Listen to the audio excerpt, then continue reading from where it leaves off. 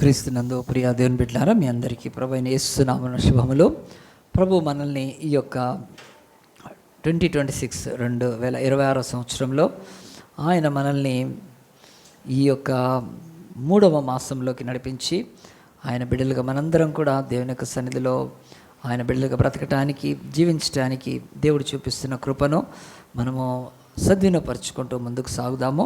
మరి ఈ సమయంలో దేవుని యొక్క వాక్యంలోంచి ఆది కాండము దేవుని యొక్క సన్నిధిలో తీద్దాము. ఆది కాండం తీసి దేవుని సన్నిధిలో మనందరం కూడా ప్రభువా, నేను నీ బిడ్డగా జీవించడానికి నీ వాక్యము నాకు సహాయమని నమ్ముతూ మనందరం కూడా ఆది కాండము తీసి 25వ అధ్యాయం తీద్దాం. జెనసిస్ 25th చాప్టర్లో అబ్రహాము కుమారుడైన ఇస్సాకు అనే అతని గురించి, అతని భార్య రిబ్కాకి దేవుడు దీవించి వారిని ఆశీర్వదించి వారికి సంతానం ఇచ్చాడని, ఆ సంతానము పేర్లు దేవుడు రాస్తూ ఈ భూమి మీద ఇస్సాకు అనే మరి పితరుడు యొక్క జీవితంలో దేవుడిచ్చిన 2 కుమారుల గురించి బైబిల్ ఏం చెప్తుందంటే, పెద్దవాడు మరి ఏశావని, చిన్నవాడు యాకోబు అని ఇక్కడ దేవుని యొక్క వాక్యంలో రాయబడింది. 25వ అధ్యాయం 26లో, తరువాత అతని సహోదరులకు బయటికి వచ్చినప్పుడు అతడు చెయ్యి ఏశావు మడిమని పట్టుకుని అతనికి యాకోబు అని పేరు పెట్టిండెను.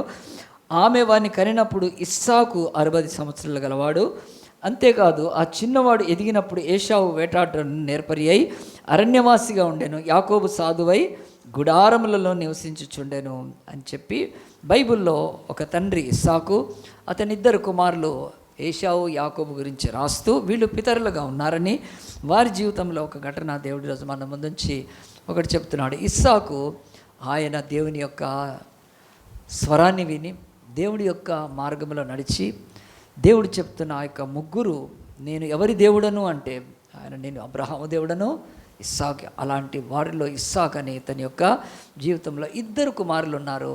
ఆ యొక్క ఏశావు అనేవాడు అతడు వేటాడుతూ బ్రతుకుతున్నాడు. అతని యొక్క వృత్తి, అతని యొక్క ప్రొఫెషన్ కనుక అలాగున వేటాడి వాటిని బట్టి అతను జీవనోపాధి కలిగి ఉంటే, తమ్ముడు అలాగున వేటాడలేడు, కానీ అతడు నునుముగా ఉండేవాడు, సాగుగా ఉండేవాడు, గొర్రెలు మందలను మేపుతూ బ్రతుకుతున్నాడు.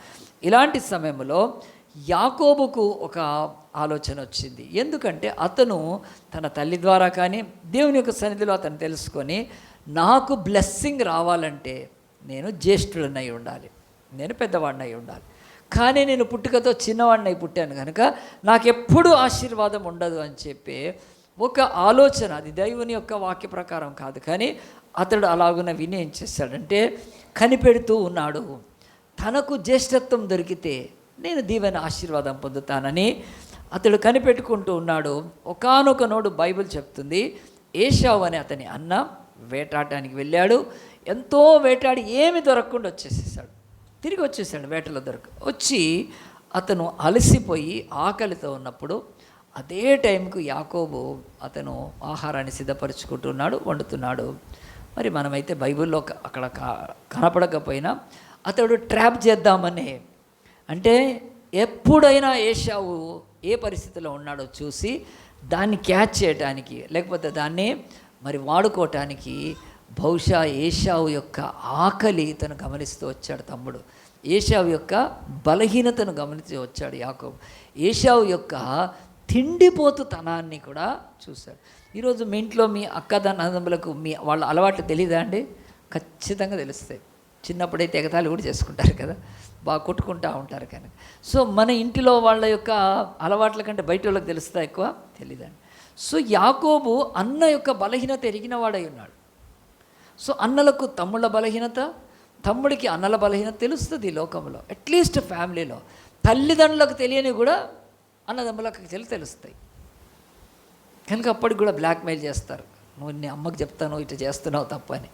అలాగన యాకోబు ఏశావు యొక్క బలహీనతను తెలుసుకున్నాడండి. అప్పటికి తెలుసుకొని అతడు తిండిపోతని ఆకలి అంటే తట్టుకోలేడు తెలిసి కరెక్ట్గా ఒకరోజు ఏశావు ఆకలిగా ఉన్న రోజే ఒక కూర వండి పెట్టాడు. అప్పుడు యాకోబు ఏశావు ఏం చేస్తున్నాడంటే, తమ్ముడిని అడిగాడు, నాకు ఆకలిస్తుంది ఆహారం పెట్టమన్నాడు. ఆ ఎర్రనిదిగా అన్నాడు. అందుకే మరి ఎర్రకూర ఎట్లా వండాడు కనుక, ఎర్రకూర అంటే కారం ఎక్కువ వేసాడు అని మనకే తెలియదండి. అది బైబిల్లో అప్పటి ఆహారాలు ఏంటో తెలియదు. ఇప్పటికీ మనం రెడ్గా ఉండే కర్రీస్ అన్నీ మనకు తెలుసండి కదా, ఎట్లా వండుతారు, ఏం చేస్తారు. అంటే అవి చిల్లి అంటే ఆ యొక్క కారంతో ఎర్రగా ఉంటాయని కాదు, కానీ ఒకటి మాత్రము అది ఎర్రెర్రగా ఉన్నప్పుడు అది ఆకర్షిస్తుంది, ఇంకెక్కువ ఆకర్షిస్తుంది. సో ఇప్పుడు తిండి మనం తినడం వేరు, ఆకర్షించే తిండి విషయమై మనం ఇంకెక్కువగా దానికి గురించి ఆశపడడం వేరు. మామూలు ఫుడ్ అంత మంచిగా కలర్ బాగాలేకపోతే కానీ, సో ఈరోజు మార్కెట్లో ఉండే ఫుడ్ అంతా ఎందుకు అంత కలర్గా పెడతారు, కలర్ చేస్తారు అంటే ఆకర్షించడానికి. కనుక అది ఆకర్షించి ఈరోజు ఏమైపోయింది, భయంకరమైన రోగాలతో బాధపడుతున్నారండి. ఎందుకంటే అట్లా కెమికల్స్ కలుపుతారు కనుక. సో అలాగూ నాలుకొచ్చండి యాకోబు మంచి రంగుతో కొన్నప్పుడు ఏశావు చూసి అన్నాడు, నాకు ఆకలేస్తుంది, ఆహారం పెట్టమన్నప్పుడు అన్నాడు, కాదు నీకు ఆహారం అయితే పెడతాను, కానీ నీ జ్యేష్ఠత్వాన్ని నాకు ఇచ్చేసి అన్నాడు. జ్యేష్ఠత్వం ఎట్లా ఇస్తారండి, అవుతుందా అది? కానీ ఆ టైంలో ఏశావు ఏం చేయాల్సింది, నా జ్యేష్ఠత్వం నీకెట్లా వస్తారా, నేను పెద్దోడిని, నువ్వు చిన్నోడివి, నీకు రాదు, కానీ నువ్వు ఆహారం పెట్టు, నీకేదైనా తెచ్చిస్తాను నేను. ఇప్పుడైతే ఆకలి నాకు పెట్టు, నేను నీకు 2 అంతలు తెచ్చిస్తాను, ఏదైనా ఇస్తాను అంటానికి అనకుండగా అతడు ఎంత ఇదైపోయాడంటే నేను చచ్చిపోతానేమో అనుకున్నాడు, ఆకలికి చచ్చిపోతాను అనుకొని చెప్పి అతడు ఎంత భయంకరమైన మాట 31లో చూడండి. అందుకు యాకోబు, నీ జ్యేష్ఠత్వం నేడు నాకు ఇమ్మని అడగ్గా ఏశావు అంటాడు, నేను చావబోచున్నాను కదా, జ్యేష్ఠత్వము నాకెందుకు నేను. ఇది భయంకరమైన పలికి మాలిన బతుకు కదండి. ఒక పూటకు ఎవరు చావరండి తినకుండా, బ్రతుకుతారు. నేను ఇందాక చెప్పాను కదా, నేను 40 days ఫాస్టింగ్ ప్రేయర్ చేశాను, ఇప్పటికి కూడా 2-3 రోజులు అన్నం తినకుండా ఉండగలుగుతాను నేను. దేవుడు ఒక కృప కనుక. అలా ఒక్క పూట తినకపోతే చచ్చిపోతారా? సో అతడి యొక్క బలహీనత, అతడిలో ఉన్న దౌర్భాగ్యత, అతని జీవితంలో ఉన్న విలువలేనితనం, ఇవన్నీ కూడా ఏం చేసిందంటే నేను చచ్చిపోతున్నా నాకెందుకని చెప్పి ఎంత అవివేకంగా తన తమ్ముడికి దాన్ని ఇచ్చేశాడని బైబిల్ చెప్తుంది. అప్పుడు యాకోబు ఊరుకున్నాడా అనుకున్నాడు. యాకోబు నేడు నాతో ప్రమాణం చేయమన్నాడు. అతడు యాకోబుతో ప్రమాణం చేసి అతనికి జ్యేష్ఠత్వాన్ని అమ్మివేయగా యాకోబు ఆహారమును చిక్కుడుకాయల వంటకాన్ని ఏశావుకి ఇచ్చాడు. అతడు తిని త్రాగి లేచిపోయాడు. అట్లా జ్యేష్ఠత్వాన్ని అతడు తృణీకరించాడని బైబిల్. ఇది మొదటిగా బైబిల్ చెప్తుంది. యాకోబు జీవితం గురించి మనం చూస్తున్నాం. యాకోబు అన్న దగ్గర నుంచి జ్యేష్ఠత్వం తీసుకున్నాడు. జ్యేష్ఠత్వం తీసుకుంటే అది వచ్చేస్తుందా? వస్తుందండి. అట్లా వచ్చే అవకాశం ఉందా? ఇప్పుడు మీ ఇంట్లో కదండి పెద్దోళ్ళు చిన్నవాడు అంటే, కొంతమంది ఇళ్ళల్లో అయితే వాళ్ళు ఏం చేస్తారు, పెద్దోడా అని పిలుస్తారు కదా, అంటే పెద్దవాళ్ళు అని. ఇక ఆడపిల్లడు పెద్దవాడిని, సో పెద్దోడా అని పిలిచినప్పుడు ఎవడు పలుకుతాడండి కదా, పెద్దవాళ్ళే పలుకుతారు. సో అలాగున ఎప్పుడైనా ఒక చిన్నవాడిని పెద్దవాడు అంటే పెద్దవాడు అయిపోతాడా? అస్సలు కాడు కదా, కాదు. ఎందుకంటే ఈ లోకంలో మనం పుట్టడానికి ఎవ్వరికి కూడా చేతిలో లేదండి. మనం ఎక్కడ పుట్టాలో, స్త్రీగా పురుషులుగా పుట్టాలో, ఏ భాషలో పుట్టాలో, ఏ దేశంలో పుట్టాలో, ఏ వంశంలో పుట్టాలో, ఏ జాతిలో పుట్టాలో, ఏ భాషలో, అన్ని దేవుడికి మాత్రం. అది ఎవ్వరు చేంజ్ చేసుకోలేరు. అది చేంజ్ చేసుకోలేరు అంటే దేవుడు ఏమని యాక్సెప్ట్ చేయమని చెప్తున్నాడు. What you cannot change, simply accept it, it is the best for you. ఇంకంతే కదా. మనం ఆఫ్రికా వాళ్ళగా పుడితే తెల్లగా అవుతామా? కాదండి. మనం బ్రౌన్ రేస్ వాళ్ళం, మనం కూడా ఆఫ్రికా వాళ్ళ నల్లగా అవుతామా, లేకపోతే చైనా వాళ్ళలాగా అవుతాం? కాదు కదా. దేవుడికి తెలుసు, దాన్ని మార్చడానికి లేదు. నువ్వు మారుస్తున్నావంటే దేవుడి ప్రణాళికతో నువ్వు ఆటలాడుతున్నావు. దేవుడికి చాలా కోపం అది. కనుక ఎట్టి పరిస్థితుల్లో మనము దేవుడు అందరినీ ఏ స్థితిలో పుట్టించాడు ఆ స్థితిని యాక్సెప్ట్ చేయాలి. కనుక దేవుడు అంటున్నాడు, జ్యేష్ఠుడు ఎప్పుడు చిన్నవాడు కాదు, చిన్నవాడు ఎప్పుడు జ్యేష్ఠుడు కాదు. కానీ యాకోబు ఏం చేశాడు, తను జ్యేష్ఠుడుగా అయినట్టుగా ఒకటి చేంజ్ చేసుకున్నాడు. కానీ దాన్ని బట్టి ఏమన్నా వచ్చిందా అని ముందుకు చూద్దాం. తర్వాత కొంతకాలమైన తర్వాత నెక్స్ట్ చాప్టర్లో 27లో ఇస్సాకు వృద్ధుడై తన కన్నులకు మందదృష్టి కలిగినప్పుడు 27 చాప్టర్. అతడు తన పెద్ద కుమారుడైన ఏశావు, అతను నా కుమారుడా అని అతని పిలవగా అతడు చిత్తం నాయన అని అతను. అప్పుడు ఇస్సాకు అన్నాడు, ఇదిగో నేను వృద్ధుడను, నా మరణదినం వరకు నాకు తెలియదు, కాబట్టి నీవు దయచేసి నీ ఆయుధములైన నీ అంబుల పొదిని నీ విల్లును తీసుకొని అడవికి పోయి నా కొరకు వేటాడి మాంసం తెమ్ము. నేను చావక మునుపు నిన్ను నేను ఆశీర్వదించినట్లు నాకు ఇష్టమైన రుచిగల భోజ్యాన్ని సిద్ధపరిచి నేను తినుటకై నా యొద్దకు తెమ్మని చెప్పాను. ఒక చిన్న ఇన్స్ట్రక్షను.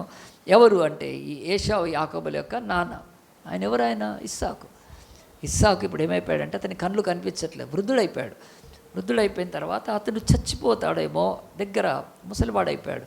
ఒకటి ఆలోచించేశాడు, నేను చావకముందు ఇప్పటికే నా కళ్ళు కనిపించట్లేదు, కనుక నా బాధ్యత నేను ఒకటి నెరవేర్చాలి. ఏమిటంటే నేను నా బిడ్డల్ని దీవించాలి, నా బిడ్డను దీవించాలని చెప్పి అతడు ఆలోచన కలిగి ఏశావును పిలిచి, వెళ్ళు నువ్వు వేటాడి మంచిగా తీసుకొనిరా, మంచిగా సిద్ధపరిచి భోజనం నాది నేను తినటంతో కాదు, కానీ ఆ రోజు సంతోషంగా దీవించడానికి ఆయన చెప్పాడు.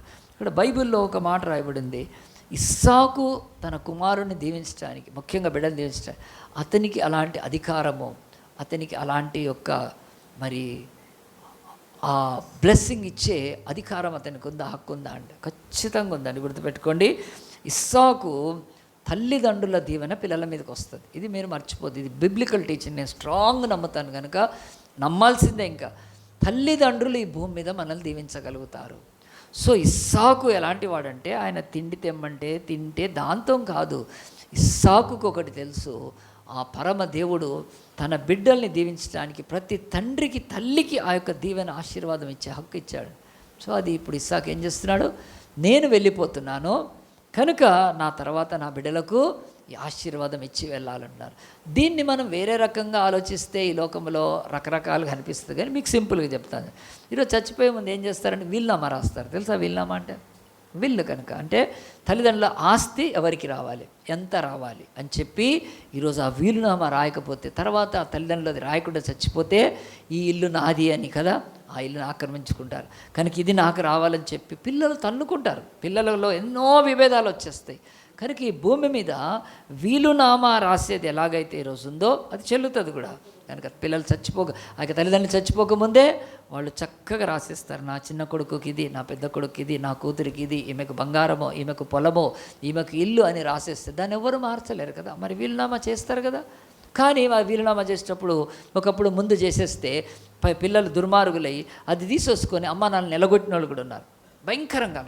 కనుక ఈరోజు కొంచెం జ్ఞానం పెరిగి చదువు పెరిగి అమ్మ మీరు చనిపోయేంత వరకు మీ పిల్లలకు అది చెందదు అని రాపిస్తారు. అప్పుడు చచ్చిపోయే వరకైనా పిల్లలు చూస్తారని. అలాగున ఈ భూమి మీద ఈరోజు వరకు వీలునామా ఉంది కదండి. కోట్లకు అధిపతులు ఉంటారు, వాళ్ళవన్నీ కూడా ఆస్తులు ఇస్తారు, వాళ్ళకు అధికారం ఉంటుంది. అలాగున ఈరోజు ఉంటే బైబిల్ అంటే దానికి 100 రెట్లు తల్లిదండ్రులు దీవించగలుగుతారు, ఖచ్చితంగా దీవించగలుగుతారు. వాళ్ళ దీవెన పిల్లల మీదకి నిశ్చయంగా వస్తుంది. కానీ ఇక్కడ ఒక ప్రశ్న, అందరు తల్లిదండ్రులు దీవించగలుగుతారా? లేదండి, అస్సలు కాదు. ఈ లోకంలో తాగుబోతులు వాళ్ళ పిల్లల్ని దీవించలేరు. ఈ లోకంలో తిరుగుబోతులు ఈ లోకంలో తమ పిల్లల్ని దీవించలేరు. ఈ లోకంలో వ్యభిచారులు వాళ్ళ పిల్లల్ని దీవించలేరు. ఈ లోకంలో దొంగలు వాళ్ళ పిల్లల్ని దీవించలేరు. ఈ లోకంలో మోసగాళ్ళు వాళ్ళ పిల్లల్ని దీవించలేరు. ఈ లోకంలో లంచాలు తీసుకొని బతికే వాళ్ళు ఈ లోకంలో ఈ లోకంలో చెడు పాప పనులు చేస్తున్న వాళ్ళు, కల్లులు సారాలు అమ్ముతా ఉంటారు, అవన్నీ తప్పవే, అవి ఏవి కూడా వాళ్ళ పిల్లల్ని దీవించలేరు. They are not eligible at all. ఎందుకంటే దీవెన నీతిమంతుడైన దేవుడిలో నుంచి నీతిమంతులైన తండ్రుల ద్వారా పిల్లల మీదకి వస్తుంది. ఎవరు పడితే వాళ్ళు దీవించలేరండి. ఇది భూమి మీద ఉన్న భయంకరమైంది చాలా పరిస్థితి. ఈరోజు ఎందుకు పేరెంట్స్ నుంచి బ్లెస్సింగ్ రావట్లేదు? వాళ్ళు సరిగ్గా జీవించట్లేదు, తాగుబోతులే. ఒక తండ్రి ఆ యొక్క దీవెన ఇవ్వాలంటే వాడికి రెండో సెటప్ ఉంటుంది, ఇంకెక్కడో ఉంటాడు. ఆడేం దీవిస్తాడు? ఈ భార్యకు అన్యాయం చేస్తూ ఇంకో దాంతో బతుకుతూ వాడు దీవిస్తే ఏమీ రాదు. నేను ఎందుకు చెప్తున్నానంటే ఈ చర్చి ప్రాక్టీస్ చేస్తుంది కనుక. పెళ్ళి అయిపోగానే ఏం చేస్తారో తెలుసా అండి, మన క్రైస్తవులు ఒకరు ఆచరిస్తారనే ఒక బాధ, ఎవడు వేరేవాడు కదా. పెళ్ళి అయిపోగానే దండలు వేసుకొని 2 పొలమాలు వేసుకొని భార్య భర్తలు ఆ కొత్త జంట వెళ్ళి ఆ యొక్క పెద్దల దీవెన తీసుకోపోరా, పెద్దల ఆడు ఏం పెద్దో తెలుసుకోవాలి ఫస్ట్ ఆడు కదండి. ఎవడు పడితే ఆడు దీవిస్తే రాదు. నేను అందు గురించి చెప్తాను, వద్దారు కాదు. నిజంగా అలాగున్న దీవెన ఉంటే తీసుకోండి, తప్పులేదు. ఆలోచించండి, ఈరోజు ఈ లోకపు పతనమైపోయిన వాళ్ళు ఎవ్వడు కూడా వాళ్ళ బిడ్డల్ని దీవించలేడండి. ఇట్స్ బైబిల్ చెప్తుంది. కానీ ఇస్సాకు అలాంటి వాడు కాదు. ఇస్సాకు రిబ్కా భార్య అయితే ఆయన ఎవరిని పెళ్లి చేసుకోలేదండి, ఇంకెవరిని చాలా ఆస్తిపరుడు. చూడలేదు ఆ రోజు పెళ్లి చేసుకోవడం, రెండవ పెళ్ళి అక్కడ పెద్ద ఈరోజు చట్టాలు లేవు. అంత మంచిగా బతికాడు ఇస్సాకు. అంతేకాదు ఇస్సాకు ఫిలిస్తీన్ల గెరారు దేశంలో ఒక్క చుక్క వర్షం లేనప్పుడు ప్రార్థన చేసి, దేవుడు నువ్వు విత్తమంటే విత్తితే 100% పంట కోసాడు. ఆయన హిస్టరీ అట్లాంటిది. రాజులు ఆయనకు భయపడేవాళ్ళు. ఆయనను ఇక్కడి నుంచి వెళ్ళిపోమంటే ఆయన కొంచెం దూరం వెళ్తే బావులతో ప్రతి బావిలో నీళ్ళు వచ్చాయి ఆయనకు. ఆ రోజు బావిలో అంటే ఈరోజు టెక్నాలజీ అంటే అప్పుడు ఎట్లా. అంత గొప్ప భక్తుడు కనుక ఇస్సాకుకు ఆ అధికారం, హక్కు ఉంది తన బిడ్డను దీవించేది కనుక పిలుస్తున్నాడు.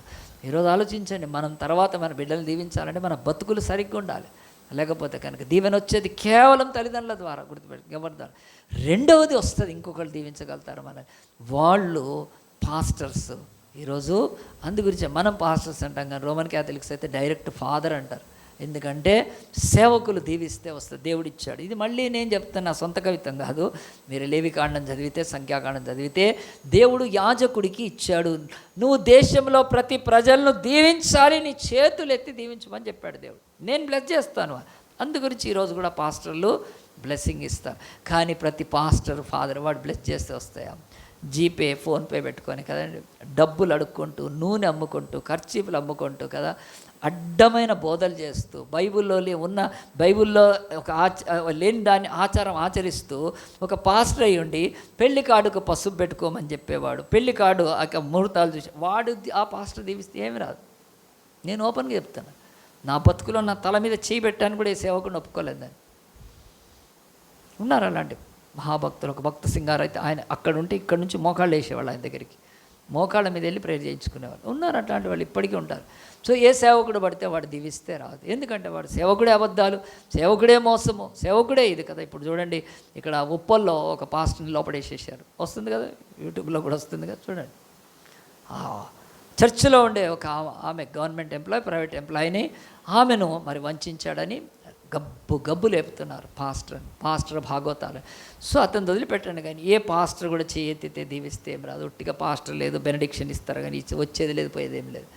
దేవుడు ఇచ్చే సేవకుడిలో ఉండాలి, ఆ యొక్క పవిత్రత ఉండాలి. అతని యొక్క జీవితం ఈ లోకంలో దేవుడు దీవించే ఆ యొక్క దీవెనలు ప్రసారమయ్యేవి, దీవెనలు దిగి వచ్చే ఆ యొక్క శక్తి ఉండాలండి. కనుక ఆలోచించండి, ఇస్సాకు దీవిస్తున్నాడు, ఇస్ అ ఫాదర్. కనుక అందుగురించే రోమన్ క్యాథలిక్ చర్చ్ ఫాదర్ అంటారు. అది నిజమే, అందరూ కాదు కానీ ఎంతోమంది దైవ సేవకులు ప్రార్థన చేస్తే ఖచ్చితంగా జరుగుతుందండి, ఖచ్చితంగా జరుగుతుంది.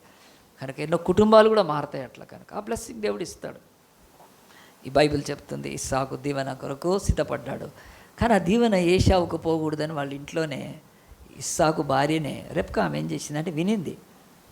తన భర్త చెప్తున్నాడు, కళ్ళు పెద్దగా ముసలోడైపోయాడు కనుక వెళ్ళి పెద్ద కొడుకు చెప్తున్నాడు, పోయి నువ్వు తీసుకొని రాపు అంటే వినింది. వాడు వెళ్ళిపోయాడు, పెద్ద ఒకడు ఏశావు వెళ్ళిపోయాడు. తీసుకొని నీ అంబుల పొది తీసుకో, నీ విల్లు తీసుకో, నువ్వు వెళ్ళి నీ బాణాలు తీసుకొని వెళ్ళి మంచి వేటాడి పశువుని తీసుకొని రా, ఒక మాంసాన్ని. వెళ్ళిపోయాడు. వెళ్ళిపోగానే వాళ్ళ మదరు లేకపోతే ఆయన భార్య వినింది, రెబ్కా అంది. వెంటనే తన చిన్న కొడుకుని పిలిచి యాకోబు నువ్వు విను, మీ నాన్న ఇదిగో ఏశావుని దీవించాలనుకుంటున్నాడు, అతడు దీవెన పొందకూడదు. ఎవరండి దీవెనకు అడ్డొస్తున్నారు? సొంత తల్లి అడ్డొస్తుంది. చూడండి, మరి ఏశావు ఎవడో కాదు, సొంత కొడుకే, ఆమె కడుపున పుట్టినోడే, ఫస్ట్ పుట్టినోడు. ఇంకా ఒక తల్లి అడ్డుకుంటుందంటే ఆలోచించండి అండి. అంటే ఎందుకు అడ్డుకుంటుంది అని అంటే కదండి, ఏశావు ఇంకొక స్త్రీకి పుట్టలేదు. ఒకవేళ మన ఇళ్ళల్లో కొన్ని చోట్ల ఏమవుతారంటే ఆ యొక్క స్టెప్ బ్రదర్స్ అంటారు కదా, ఒక ఆయనకి 2-3 భార్యలు ఉంటే ఆమెకు పుట్టినోడు ఈయనకు పుట్టినోడు కనుక ఆడికి పోకూడదు, నా కొడుకు రావాలని. అట్లా కాదు, ఇద్దరు ఆమె కొడుకులే. కానీ ఏశావు సరిగ్గా బతకలేదు భూమి మీద. అతడికి భక్తి లేదు, విశ్వాసం లేదు, నీతి లేదు, ఏమీ లేదు. బైబిల్లో మనకేం పెద్ద వేటాడతాడని, చాలా గొప్పగా వేటాడతాడని ఉంది తప్ప ఒక్కసారి బలిపీఠం కట్టినట్టు ఉందా అండి? He never worshipped God. అతడు దుర్మార్గంగా బతికాడు. అతడు హేతు కుమార్తెలని అన్యులను పెళ్లి చేసుకున్నాడు.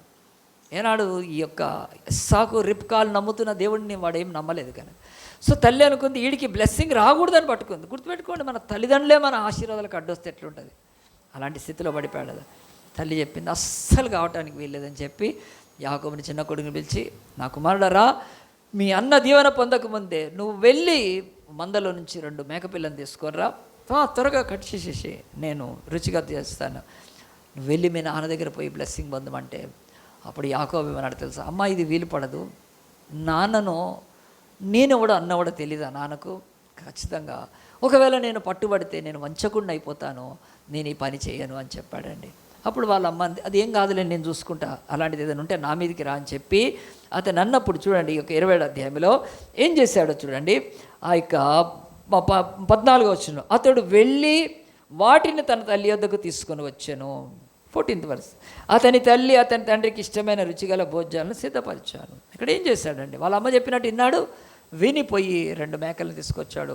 వాటిని త్వరగా తీసుకొచ్చాడు మంద బయటికి వెళ్ళాల్సిన అక్కర్లేదు, అవి వాళ్ళ మందలోనే ఉన్నాయి. తీసుకురాగానే వాళ్ళ తల్లి తొందరగా సిద్ధపరిస్తే వండేసిన తర్వాత ఇప్పుడు వాళ్ళ అన్నలాగా అతను లేడు కనుక ఆ తల్లి ఏం చెప్పిందంటే, మా నాన్న తడివి చూస్తే ప్రాబ్లం అవుతుంది కదా అని చెప్పి ఆ తల్లి 15వ వచనంలో చూడండి, మరియు తన జ్యేష్ఠ కుమారుడు ఏశావునకు సొగసైన వస్త్రములు ఇంట తన యుద్ధ ఉండేను కనుక రిబ్కా వాటిని తీసి తన చిన్న కుమారుడుకు యాకోబునకు తొడిగించింది.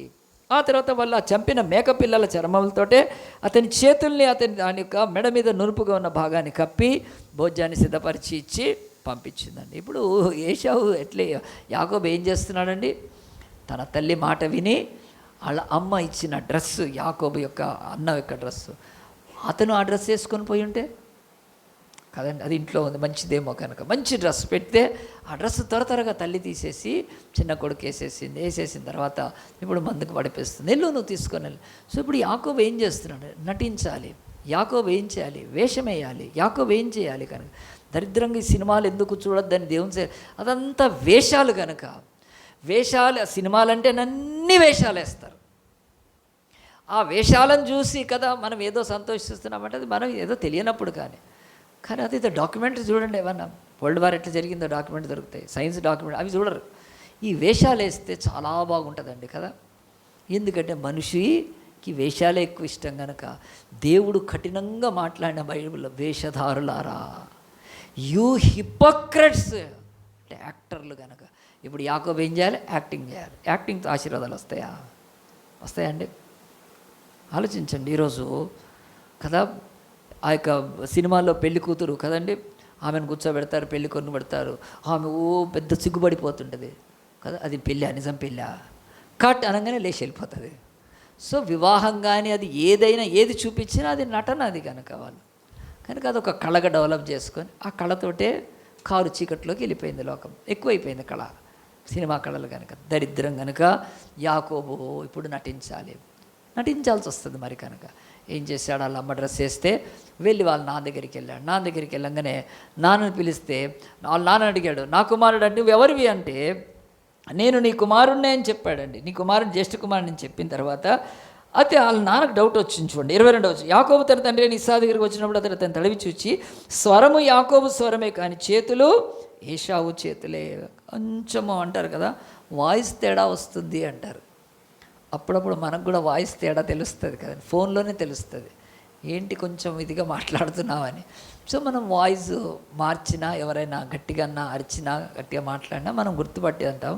కానీ స్వరములో తేడా ఒకటిది గుర్తొచ్చాడంటే పాపము అతని చెవులు కూడా మందగించి ఉంటాయండి. ఎవరివి? ఇస్సాకువి. కన్నులు కనిపించట్లేదు, చాలా వృద్ధుడైపోయాడు, చెవులు కూడా వీక్ అయిపోయి స్వరం అయితే అంత వీకున్నా గుర్తుపడుతున్నాడు. ఇది యాకోబు స్వరం కదా, నా చిన్న కొడుకుది కదా, గుర్తుపట్టి అయినా వాటికి దగ్గర రా అని తడివి చూస్తే చేతులేమో ఏశావులాగున్నాయి, స్వరమేమో యాకోబులా. సో ఇలాగున మనిషి నటించినప్పుడు అంతా కూడా 2 రకాలుగా ఉండాల్సి వస్తుంది బతుకు కనుక. ఈరోజు చర్చిలో ఒక బతుకు, బయట ఒక బతుకు, ఇంతే. ఇదే సేమ్ కనుక చేతులు ఇక్కడ చప్పట్లు కొని బయట పోయి సిగరెంట్ దాగి ఇంకేదో దరిద్ర పనులు ఏదో చెడ్డ, అదే ఇక్కడ చప్పట్లు కొట్టిపోయి మళ్ళీ పోయి ఎగ్జామ్లో చీటింగ్ కొడితే సేమ్, ఏమీ లేదు. దేవుడు అంటున్నాడు చేతులు ఇవి ఏశావే కానీ స్వరమో యాకోబు. మోసం ఉంది ఇక్కడ, చాలా మోసం ఉంది కనుక అని. అయినా మటుకి అతడు ఇక ఆ సమయంలో తెలియలేకపోయింది కనుక తన కుమారుణ్ణి లాస్ట్కి ఒక మాట అడుగుతాడు. చూడండి ఏం మాట అడుగుతాడు చూడండి. అడుగుతాడు 24లో, ఏశావను నా కుమారుడవు నీవేనా అని అడుగగా యాకోబు నేనే అనెను. అంతేనండి, ఇంకా అంతవరకు వెళ్ళాడు. సక్సెస్ అయినట్టుగానే కనిపించింది. వాళ్ళ నాన్న నిండారా దీవించేసేసాడు. సో ఇలాగున్న దీవించిన తర్వాత బైబిల్ చెప్తుంది, తర్వాత అతనికి ఏమైందంటే దీవెనలు వచ్చినాయా లేదా? దీవెనలు అయితే రాలేదు, కానీ అన్న యొక్క పగ అతని మీదకి వచ్చింది. ఈ యొక్క ఏశావు యాకోబు దీవెన పొంది వెళ్ళిపోయాడు. వాళ్ళ నాన్న మంచిగా దీవించేశాడు. కొద్దిసేపు అయినాక ఏశావు వచ్చాడు, నాన్న అన్నాడు. ఏంటి అంటే, నన్ను దీవించండి. ఇంతకుముందు వచ్చిన వాళ్ళు ఎవరు? Wrong ticket. ఇదేంటి ఇంతకుముందు టికెట్లు కదా, మనం వేరేడు మన సీట్లో కూర్చుంటే మనమే ఉంటాయి లేవు అంటాం కదండి. ఎంత భయంకరం కనుక వాళ్ళ నాన్న భయపడిపోయి, అయ్యో ఎంత మోసం జరిగిపోయింది, నీ తమ్ముడు నిన్నో మోసం చేసేసాడు, నాకు ఇక ఏ దీవెన లేదంటే ఎలుగెత్తి ఏడ్చాడు. నా తండ్రి ఒక్క దీవెన లేదా అంటే, తండ్రి ఏం దీవెన లేదన్నాడు. అయిపోయింది కథ. మనిషి భక్తి లేని వాళ్ళు, దేవుడి పట్ల ఆసక్తి లేని వాళ్ళు, దేవుడి యొక్క వాక్యం పట్ల ఆయన ఇవి లేని వాళ్ళు, ఒక రోజు వస్తుందండి నాకు దీవెన ఏముండదు, ఖాళీ అయిపోతుంది. గుర్తుపెట్టుకోండి, సమయం ఉండంగానే అందు గురించి మనం దీవెనలు వెతకాలి. సమయం ఉండంగానే మనం భక్తి కలిగి ఉండాలి. సమయం ఉండంగానే ఆశీర్వాదాలకు రావాలి. కానీ అన్నీ ఎండిపోయి నాశనం అయిపోయిన తర్వాత ఎలుగెత్తి ఏడ్చినాక ఏశావు బతికే ఉండదు. No blessing. ఎంత ఘోరం అండి కనుక. అతడు జ్యేష్ఠత్వాన్ని నమ్మేయటానికి కానీ కదా, భక్తి లేకపోవడం ఇవంతా ఎవరు ఏం కాదు. వాళ్ళ నాన్న మంచి భక్తిపరుడు. వాళ్ళ నాన్న ఆనాడు రాజులు ఆయన ఇంటికి వచ్చి ప్రార్థన చేయించుకున్నారు ఇస్సాకుతోటి. ఎంత భయపడ్డారు తెలుసా అభిమలేకు గెరారు రాజులైతే, అయ్యా ఇస్సాకు నువ్వు, నీతో దేవుని సన్నిధి ఉంటుంది నీతోటి, you are such a great man, నువ్వు ఏమన్నా అంటే మేము చేస్తాం కనుక మమ్మల్ని జర మంచిగా చూడని చెప్పి పోయేవాళ్ళు వాళ్ళు కింగ్స్. ఆ తర్వాత ఆ యొక్క ఆర్మీ చీఫ్స్, సైన్యాధికారులు వచ్చేవాళ్ళు ఇస్సాకు. ఉందంతా చరిత్ర, నేను బైబిల్ స్టడీ ఇప్పటికి చాలాసార్లు చెప్తుంటా కాబట్టి, ప్లస్ హిస్టరీలో. అలాంటి అతని యొక్క జీవితంలో ఏశావు ఎనాడైనా ఆశీర్వాదం ఉందా వాడికి? మా నాన్న ప్రార్థనాపరుడు అని కానీ ఏమన్నా ఉంది? ఏమీ లేదు. ఇప్పుడు లాస్ట్లో వచ్చి కనుక, లాస్ట్లో కూడా చాలామంది బ్రతుకుల్లో దేవుడి వైపు తిరిగితే ఈరోజు కృప ఉండొచ్చు, ఉండకపోవచ్చు, కానీ ఛాన్సెస్ అయితే తక్కువ. గుర్తుపెట్టుకోండి, నీ భక్తి, నీ ప్రార్థన, నీ విశ్వాసం, నీ బైబిల్ స్టడీ, ఆ తర్వాత నీ హోలీ లైఫ్, ఆ తర్వాత నీ ఇవాంజలికల్, నువ్వు స్వార్థ, ఇవన్నీ యథార్థంగా ఉండాలి. అంతేకాని లాస్ట్ మూమెంట్లో వచ్చి నువ్వు అప్పుడు ఇచ్చేయటానికి ఏముండదు. కనుక అలాగున అతను వెళ్ళిపోయినాక, అయితే యాకోబుకి దీవెన వచ్చిందా? వాడికి దీవెన పోయింది ఏశావుకి, అది నిజమే, కానీ యాకోబుకి వచ్చిందా అంటే బైబిల్ అది చెప్తుంది దీవెన రాలేదు, కానీ అన్న పగ అతని మీదకి వచ్చింది. వాళ్ళ అన్నాడు ఏమనుకున్నాడంటే, గట్టిగా అనుకుంటున్నాడేమో, మా నాన్న ఇప్పుడు వృద్ధుడు అవుతున్నాడు కదా, ఈ టైంలో నేను తమ్ముడిని చంపితే నన్ను దీవించండి, మా తండ్రి మృతుల లోకానికి అతడు వేదనతో వెళ్ళిపోవాలి, అది వాడి టార్గెట్. నేను చూస్తా, ఇప్పుడే చంపుతాను, ఇంకా చంపితే సచ్చే ముందు మా నాన్న గుబులు గుబులు గుబులు గుబులతో వేదంతో సావాలి అని చెప్పి వాడు అట్లా పగబట్టాడు. వెంటనే వాళ్ళ మదర్ వినింది, రెబ్కా విని చెప్పింది, నా కుమారుడా ఇట్రా, యాకోబు మీ అన్న నిన్ను చంపేటట్టున్నాడు, వదిలిపెట్టాడు నేను. కనుక ఒకవేళ నువ్వు మీ అన్న కొట్లాడుకుంటే ఒకే రోజు ఇద్దరు చచ్చిపోతే నా ప్రాణం ఏమవుతుంది? నువ్వు లేచి ఇక్కడి నుంచి నా సహోదరుడు లాబాన్ అన్నాడు, హారాన్, ఇప్పుడు సిరియా ఉంది కదా, ఇప్పుడు సిరియా హారానికి వెళ్ళిపో, నా తమ్ముడు ఉన్నాడు అక్కడ, నా లాబాను, నువ్వు వెళ్ళిపో, నీ ప్రాణాన్ని కాపాడు, నేను చెప్పేంత వరకు తిరిగి రావద్దని చెప్పినప్పుడు, ఈ బైబిల్లో చూడండి దేవుని యొక్క వాక్యం చెప్తుంది, ఆ యొక్క 28వ అధ్యాయంలో 10వ వచనంలో, యాకోబు బెయేర్షెబా నుండి బయలుదేరి హారాను వైపు వెళ్ళిపోయాడు. సో ఇక్కడ దీవెన వచ్చిందా అండి? అతడు కాదు, దీవెన రాలేదు, కానీ పారిపోయే బతుకు గతి వచ్చింది. హీ హ్యాస్ టు ఫ్లీ, వదిలిపెట్టి, ఇంటిని వదిలిపెట్టి వెళ్ళిపోవాల్సి వచ్చింది. వెళ్ళి వాళ్ళ మామ ఇంటికి వెళ్ళాడు. అక్కడ మామ ఇంటికి వెళ్ళిన తర్వాత అక్కడ అతని యొక్క బ్రతుకులో ఈ యొక్క ఆశీర్వాదాలు అన్నీ అవి ఎక్కడ పోయినాయి, కానీ అక్కడ ఇద్దరు అమ్మాయిలు ఉన్నారు ఆ ఇంట్లో, లేయా ఉంది, రాహేల్ ఉంది. కనుక ఇంకా ఆయన వేరే దాంట్లో పడిపోయాడు. కనుక ఇక రాహేల్ని చూశాడు, చూసిన తర్వాత ఫిదా అయిపోయాడు. ఇక రాహేల్ని చూసినాక మమ్మీ మర్చిపోయాడు, డాడీని మర్చిపోయాడు, ఏశావుని అన్నీ మర్చిపోయాడు. ఇక రాహేల్ని చూస్తున్నాడు. ఒక నెల రోజులు గడిచిపోయినాయి, వాళ్ళ మామకు పని చేసేస్తూ ఉన్నాడు. రాహేల్ని చూస్తున్నాడు, వర్క్ చేస్తున్నాడు. చివరికి ఒకరోజు వాళ్ళ మామ ఏమన్నాడంటే, అరే నెల రోజులు అయిపోయింది నువ్వు మా దగ్గర పని చేస్తున్నావు, పనోడి కదా, వైరాలకైతే జీతం, నీకు ఒక జీతం ఇస్తాం చెప్పు, నువ్వు ఏదో ఒక జీతం అంటే. ఒకటే అన్నాడు, మామ నాకు జీతం వద్దు, మామ నాకు జీతం వద్దు, నాకు రాహేలు కావాలన్నాడు. రాహేలు కావాలని మళ్ళీ ఏమన్నాడు, రాహేలు కావాలంటే ఏం కాదు, రాహేలు కొరకు నేను 7 ఏళ్ళు పనిచేస్తానన్నాడు. వాళ్ళ మామ అడిగాడు, 7 ఏళ్ళు పని చేయమని. ఇది ఎక్స్ట్రా కదా, ఇది ఓవర్ కదా, చేసాడు. 7 ఏళ్ళు అండి, ఒప్పుకున్నాడు. చూడండి ఒక అధ్యాయంలో ఎంత స్పష్టంగా దేవుడు మన కొరకు రాసి పెట్టాడు. ఏంటంటే దీన్ని ప్రేమమైకము అంటారండి. 29లో 18లో చూడండి, యాకోబు రాహేలును ప్రేమించి నీ చిన్న కుమార్తె రాహేలు కోసము నీకు 7 సంవత్సరాలు కొలువు చేస్తాను అంటే, 7 సంవత్సరాలు ఎందుకు ఒప్పుకున్నాడండి? ఎందుకు 7 సంవత్సరాలు నేసాడంటే, వాళ్ళ మామ కాదు అందని. అంటే ఇప్పుడు రేటు కొంచెం ఎక్కువ ఇస్తే ఇచ్చేస్తారు కదండి, అట్లా ఆ యొక్క ప్రేమలో పడ్డోడికి సమయం తెలియదు, ప్రేమలో పడ్డోడికి డబ్బుల విలువ తెలియదు, ప్రేమలో పడ్డోడికి ఇంటి వాళ్ళ గోల ఉండదు, ప్రేమలో పడ్డోడికి పని ఏముండదండి. సో ప్రేమ గుడ్డిది అంటున్నాడు. సో ప్రేమ గుడ్డిది అయితే ఏంటండి? వివాహము కనువిప్పు, అంతే. అది సింపుల్ సామెత. అది ఆ రోజు తెలుసుకుంటారు. మొత్తం అయింది, తను కనువిప్పు అయింది కనుక 7 సంవత్సరాలు పనిచేశాడు. అతడు వివాహం చేసిన తర్వాత వాళ్ళ మామ ఎట్లా ఉన్నాడంటే, నువ్వు షేర్ అయితే అవతలలో సవ్వా షేర్ కనుక, నువ్వు కాలికేస్తే ఇంకోళ్ళు మెడకేస్తారు కనుక, నువ్వు షేర్ అయితే సవ్వా షేర్ ఉంటారు. వాళ్ళ మామ తక్కువడు కాదండి. 7 ఏళ్ళు పనిచేసినాక పెద్ద కూతురు నుంచి పెళ్లి చేశాడు. పెద్ద కూతురు నుంచి పెళ్లి చేస్తే వీడికి తెల్లారి తెలిసింది పెద్ద కూతురు అంటే. తెలిసినాక మామ నువ్వు నన్ను మోసం చేసావంటే, మోసం ఏం చేయలే, ఇక్కడ పెద్దోళ్ళని ఫస్ట్ చేస్తారు కానీ, నువ్వు అయినా మడికి కావాలంటే రాహేల్ కొరకు ఇంకొక 7 ఏళ్ళు చేయమన్నాడు. అతను ఏం చేశాడంటే మళ్ళీ 7 ఏళ్ళు చేశాడండి. సో దీన్నే 7, 7, 14 జీవిత ఖైదీ అంటారు. ఏమైపోయాడండి? పడి ఆ ఇదిలో ప్రేమలో ఉండి రాహేల్ని కూడా చేసుకున్నాడు. రాహేల్ని చేసుకున్నాక అతని మనసు ఏదో ఒక గొప్ప తృప్తిలోకి అయిపోయి మళ్ళీ అప్పుడు వాళ్ళ మామ అడగలేదు. రాహేల్ని చేసుకున్నాను కనుక మామా నేను చాలా ఖుషి, ఇంకో 7 ఏళ్ళు చేస్తాను, సావురా అన్నాడు వాళ్ళ మామ. 7 ఏళ్ళు 21 ఇయర్స్ చేసినట్టుందండి బైబిల్లో. ప్రియ దేవుని బిడ్డలారా, ఎందుకు ఈ మాటలు చెప్తానంటే దీవెన ఆశీర్వాదాలు వస్తాయా అంటే బైబిల్ చెప్తుంది. ఇలాంటివన్నీ బైబిల్ చెప్తూ అతడు ఇంత సంపాదించుకొని ఇంత చేసినాక ఒకరోజు అతని యొక్క మామ కానీ అతని యొక్క బామర్దులు నీచంగా చూస్తున్నారు అతను. ఎందుకు ఇతను మా ఇంటికి వచ్చి మా తండ్రి ఆస్తిని అంతా కూడా కొట్టేశాడని చెప్పి చూస్తున్నప్పుడు ఆ మాటలు చదివి మనం ముగిస్తాం. దేవునికి వాక్యంలో ఏమి చెప్తుందని అంటే 31వ అధ్యాయంలో చూడండి. లాబాను కుమారులు, లాబాన్ అంటే వాళ్ళ యాకోబు యొక్క మామ, ఆయనకు మరి ఈ యొక్క లేయా రాహేలు లేయానే కాక బ్రదర్స్ కూడా ఉన్నారు కనుక, కొడుకులు ఉన్నారు కనుక వాళ్ళు ఏమంటున్నారు చూడండి. లాబాను కుమారులు 31, మన తండ్రికి కలిగినది యావత్తుని యాకోబు తీసుకొని మనకు తల్లికి కలిగిన దానివల్ల యావదాస్తి సంపాదించుకొని చెప్పుకున్న మాటలు యాకోబు విన్నాడు. బావమరుదులు అంటున్నారు, మా ఇంటికి వచ్చి మొత్తం ఆస్తిని దోషించాడు మాయేదే అని ఇష్టం వచ్చినట్టు మాట్లాడుతున్నారు. తర్వాత 2వ వచనం చూడండి. మరియు అతడు లాబాను ముఖం చూసినప్పుడు అది నిన్న మొన్న ఉండినట్లు అతను ఏం లేదు, కేర్ చేయట్లేదు ఇక వాళ్ళు. కనుక ఏ అల్లుడైనా అత్తగారింట్లో ఉంటే ఏముంటుందండి, లెక్క చేయరు.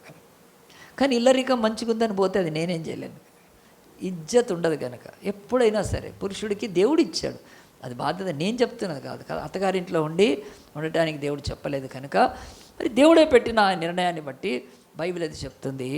ఈ యొక్క యాకోబుకు సిగ్గు లేకుండా అయిపోయింది, అతన్ని కేర్ చేయట్లేదు. అప్పుడు ఆలోచించాడు, దేవా నేను మళ్ళీ ప్రార్థన చేసుకుంటే దేవుడు అన్నాడు లేచి వెళ్ళమని చెప్పాడు. వెళ్ళమని చెప్పినప్పుడు అతడు ఏం చేశాడో తెలుసా అండి. ఫస్ట్ తను వెళ్ళిపోకముందు వాళ్ళ భార్యను పిలిపించాడు, ఇద్దరిని పిలిపించాడని 4వ వచనం చూడండి. యాకోబు పొలంలో తన మందల యొద్దకు రాహేలును లేయాను పిలువనిపితే వారు వచ్చినప్పుడు, మీ తండ్రి కటాక్షం నిన్న మొన్న నా మీద ఉండినట్లు ఇప్పుడు నా మీద ఉండలేదు. 31:5లో నాకు కనబడుచు, అయితే నా తండ్రి యొక్క దేవుడు నాకు తోడై ఉన్నాడు, మీ తండ్రికి నా యావచ్చక్తితో కొలువు చేసి తిని మీకు తెలిసే ఉన్నది, మీ తండ్రి నన్ను మోసపుచ్చి 10 మార్లు నా జీతము మార్చెను అని చెప్తున్నాడు. 10 మార్లు నా జీతాన్ని మార్చి నాతో ఆడుకుంటూ నాకు ఎంతో మరి ఆ యొక్క నష్టాన్ని మోసాన్ని చేశాడని తన భార్యలతో నన్ను మార్చాడు అని చెప్పుకుంటున్నాడు. ఇప్పుడు ఈ అంటున్న మాటకు నిజంగా అంటే యాకోబు అంటున్న మాట మార్చాడు 10 సార్లు అంటే వాళ్ళ భార్యలకు కూడా తెలుసు నిజంగా. వచ్చినప్పటి నుంచి కూడా లేయా కొరకు 7 ఏళ్ళు, మళ్ళీ మార్చి రాహేల కొరకు 7 ఏళ్ళు, మళ్ళీ పనిచేయటానికి 7 ఏళ్ళు, తర్వాత అలా మందలు అవి వృద్ధి చెందడానికి ఇంకోటి, ఇలా మారుస్తూ పోయాడు. పగలు ఎండకు ఎండి, వానకు తడిసి, మంచుకు తడిసి ఎంతో కష్టపడుతుంటే ఇప్పుడు మారుస్తూనే పోయాడు వాళ్ళ మామ. ఆయన హుషారు కనుక మారుస్తుంటే ఈరోజు దుఃఖపడి ఆ మాట చెప్పుకుంటున్నాడండి. 10 మార్లు మీ నాన్న నా జీతాన్ని మార్చి నాతో బ్రతుకుని ఇంత ఇచ్చేసాడు, ఇక నేను ఇక్కడ ఉండను, వెళ్ళిపోదాం పద అంటే ఆ భార్యలు కూడా ఏమన్నారంటే ఆ పద వెళ్ళిపోదాం మాకు కూడా ఇంట్లో అన్నారు. కానీ ఇక్కడ ఈ ఒక్క మాట మనం రికార్డ్ చేసుకుంటే మార్చెను అని తన మామ మీద నింద మోపుతున్నాడు, కానీ తన బ్రతుకులో తను ఏమి మార్చాడో చూసుకోలేకపోయాడండి. తను ఏమి మార్చాడో వెనక్కి తీయండి. ఇప్పుడు ఆయన ఏం మార్చుకున్నాడో చూద్దాము. ఈ బాధ, ఈ దుఃఖంతో కంప్లైంట్ చేయడం కాదు, మొట్టమొదటిది 25వ అధ్యాయంలో ఏం మార్చుకున్నాడండి. అక్కడ మార్చబడదు కానీ అతడు జ్యేష్ఠత్వాన్ని మార్చుకోవటానికి, ఇది తప్పు కదా. ఇది నువ్వు ఏశావు యొక్క నీ అన్న జ్యేష్ఠత్వాన్ని మార్చడానికి ప్రయత్నించావు, నువ్వు చేసింది నీకు తెలియట్లేదా, నువ్వు మార్చావు, నువ్వు నిజంగా ఆ యొక్క అతడు ప్రమాణం చేసేటట్టు చేసావు కనుక నీవు ఏది మార్చావో అది నీకు తెలియట్లేదా. దేవుడు మొదటి ప్రశ్న వేస్తాడు. రెండోది ఆయన ఏం మార్చుకున్నాడు చూడండి. రెండోది దేవుని యొక్క వాక్యంలో ఆ యొక్క 27వ అధ్యాయంలో 14 అతడు వెళ్ళి వాటిని తన తలంపును మార్చుకున్నాడు. మొదట వాళ్ళ అమ్మ చెప్పింది నేను చెయ్యను అన్నాడు, కానీ మళ్ళీ వాళ్ళ అమ్మ చెప్పినట్టే తన ఆలోచనను మార్చుకున్నాడు. మరి ఇది తప్పు కదండి. నువ్వు దేని కొరకు నిలబడ్డావు దాన్ని నిలబడాల్సింది, ఈ గతి ఉండేది కాదు. కానీ వాళ్ళమ్మ చెప్పినప్పుడు మార్చుకున్నాడు. తర్వాత ఏం మార్చుకున్నాడు చూడండి దేవుని యొక్క వాక్యంలో. దాని కింద వచనంలోనే ఆ యొక్క 15వ వచనంలో, మరియు తన జ్యేష్ఠ కుమారుడు ఏశావును సొగసైన వస్త్రములు అతని యొద్ద ఉంటే అతని రిబ్కా అతనికి వేస్తే అంటే బట్టలు మార్చుకున్నాడు. చూడండి, జ్యేష్ఠత్వాన్ని మార్చాడు, అదేం మారదు కానీ మార్చాడు. రెండవది తన తలంపును మార్చుకున్నాడు. మూడవది ఇక్కడ వస్త్రాలు మార్చుకున్నాడు. సో ఈరోజు భూమి మీద మనిషి మార్చుకునేవన్నీ చూపిస్తూ ఉన్నాడు. మార్చుకున్న తర్వాత కిందికి చూడండి.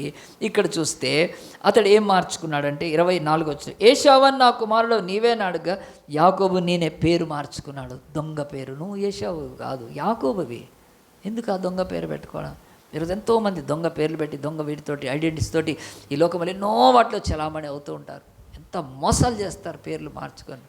ఇక్కడ కూడా పేరు మార్చుకో. సరే, పేరు మార్చుకోనికి ఇప్పటికి 3, 4 అయిపోయినాయి. 5వది చూడండి అతను ఏం మార్చుకున్నాడో బైబిల్ చెప్తుంది. ఇదే ఈ యొక్క 28లో 10వ వచనంలో అతడు యాకోబు బెర్షెబా నుండి బయలుదేరి హారానుకు ఇల్లు మార్చుకున్నాడు. అతను even is changed his house. అతని బతుకులో ఇక్కడ ఉండాల్సినోడు హారానుకు వెళ్ళిపోయాడు. బెర్షెబా నుంచి ఆ యొక్క ఇల్లును మార్చుకున్నాడు. ఇలాగున అతని బ్రతుకులో అనేకమైన మారుస్తూ పోయాడు. అంతేకాదు దాని తర్వాత చాప్టర్లో చూస్తే వాళ్ళ యొక్క మామ యొక్క మందలను మార్చి పారేశాడు. చారలు ఉన్నాయన్నీ కూడా తనకు వచ్చేటట్టుగా మామ యొక్క మందలన్నీ కూడా దొంగిలించకుండా, దొంగతనం చేయకుండా దొంగతనం చేసినట్టే వాళ్ళ మామవన్నీ కూడా చారలు ఉన్నవన్నీ పెట్టి ఒక ట్రిక్కుతోటి ఆ యొక్క మందలన్నీ సంపాదించుకున్నాడు. బలహీనంగా ఉన్నప్పుడు అవి వాటిని మామకు, బలంగా ఉన్నప్పుడు తనకు, అట్లా వాళ్ళ మామను మందలు మారుస్తూ పోయాడు. ఇవన్నీ మార్చిన అతని బ్రతుకులో ఒకటి తెలుసుకోవట్లేదు. మా నాన్న 10 మార్లు మీ మామ నన్ను మామ మీ తండ్రి 10 మార్లు నా జీతం మార్చాడని ఒక కంప్లైంట్ చేస్తుంటే, ఈరోజు భూమి మీద మనందరం ఒకటి ప్రశ్నించుకోవాలండి. ఈ భూమి మీద ఏమి మార్చితే నీ జీవితమో ఇలాగైపోతుంది.